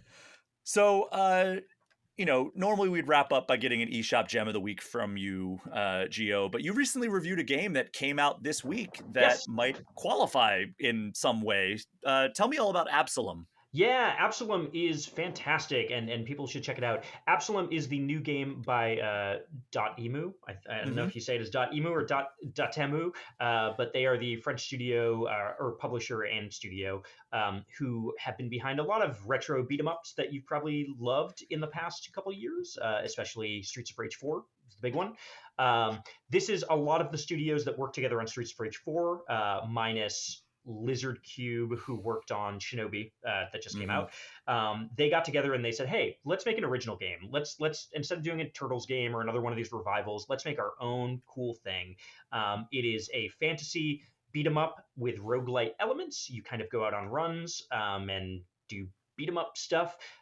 It twists the idea of a roguelike kind of by making it so you go on different paths within the story. There are like tons of different paths within a branch or different branches within a path. So it's like not just the same thing every time. There's a lot of different routes and quests that you can find within a run. Combat is extremely slick. Like if you know those studios, you know that this is what they do well. It feels fantastic. It looks fantastic. It looks just like a comic book. Very inspired by, this is such a deep pull. A game that is very inspired by Dungeons and Dragons Chronicles of Mystria, which was like a Oh, co-op beat 'em up from like back in the day. If you know that game, it's kind of like that. But yeah, really fantastic. I can't recommend it enough. It's a better beat 'em up than a roguelike, I will say. I don't think the roguelike okay. elements of it are super strong, but I think that the beat 'em up part of it is so solid that it makes up for a lot of it. And it has a frog mage, and the frog mage is one of the main characters, and he's mad about everything. Like you look at this guy and you're like, oh, what a cute character, and then you like go into battle and they're like, we're gonna attack you, and he's like, I'll kill your whole family, and you're like, whoa, dude, chill out. What's wrong with you? Really cool game. I really recommend it. Did you get a chance to play it yet? I've not played it. I have it loaded up, and I've just been knee deep in Ghost of Yotei, and then I Oh have a yeah. couple of reviews coming in. So I have not fired up Absalom, but I've heard great things. Game Informer, our own editor in chief, Matt Miller, reviewed it, and I think he gave it a 9 out of 10. Wow, good. Yeah, It that's a has an fair score. 86 on Metacritic. Yeah, That's quite a good rating. it's special, man. It's just cool to see that studio get to do something original and prove themselves and be like, hey, we're not just like a retro shtick studio, like we're gonna do the thing we do with our own franchise, our own world. I think they announced that there's an animated thing coming out. I can't remember if that's a thing or if I'm making that up. I don't know. But yeah, man, it's it's really cool. I'm excited for them. Yeah, let me make sure I'm getting the right score here from Matt Miller. Oh, it is a 9. Yeah, so Okay. it looks great. It's beautiful as well. Yeah, it's a really really really pretty game. I Yeah, it's great, man. Oh, yeah, it is getting an animated series adaptation. I didn't make that up. Oh, Thank God my nice. brain works, which is really cool. Yeah, if you like beat 'em ups, great. If you like roguelites, really lots of progression. You're definitely gonna get through it if you play long enough. It's worth playing, and it's co-op, 2-player co-op, so good excuse to play with a friend. Does Polygon still do review scores, or is that a thing of the No, distant we past? don't do scores. I didn't give it a score, which is great because I'm very unpopular with the way I approach scores. I like use the whole number scale. So like even a game like this that I think is great, I might be like, oh yeah, like a 7.5, and to me that's awesome. And people would get really mad at me about it. Yeah, no, I think it's solid. I really like it. Again, I have problems with the roguelike part of it, and that's my sticking point. But I think if you like this kind of game, you'll really enjoy it. And that studio deserves the world. They're doing such cool work. And it is available now for Switch, PlayStation, and PC. Costs $25, but it is currently on launch discount for I think $22.50 Yeah, on at least the eShop. nice. So if you're hoping to get in early, go check that out. Get it. But Gio, thank you so much for joining me for this episode. We got through a lot. We packed a whole lot of living into this hour and 45 minutes, I know. 2 hours, however long. I like before we started this, we were like, it's not going to be 2 hours long, and it was like, yeah, no, it is, man. We're going to do it. Yeah, it's just about 2 hours. But thank you so much to everyone for listening. As you know, my Patreon and the associated Discord server are the best ways to get any questions or comments in, but you can also get in touch with me at Brian at All Things Nintendo, or hit me up on Blue Sky or Instagram at Brian Pichet. There is also now an All Things Nintendo Instagram page, and you can also find me on TikTok for clips of the show. Gio, where can people find you online?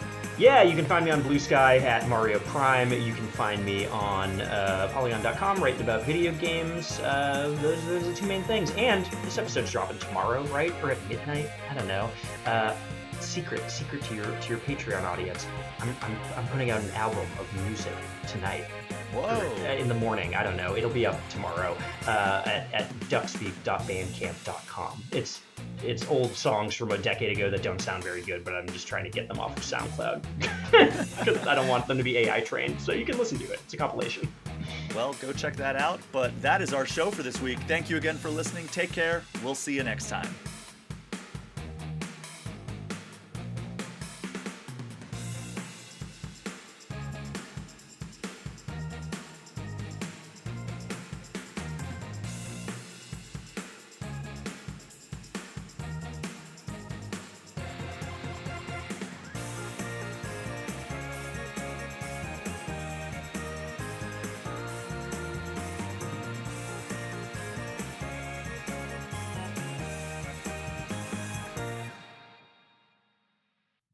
Before we wrap up this show, I just want to give a special shout out to the $10 patrons of the podcast.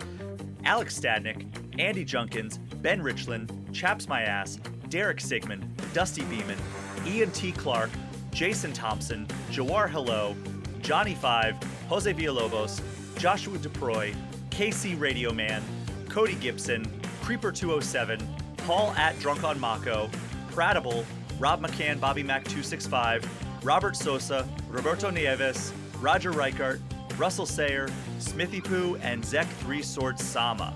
Thank you so much for your continued support. You enable me to continue doing this show week after week.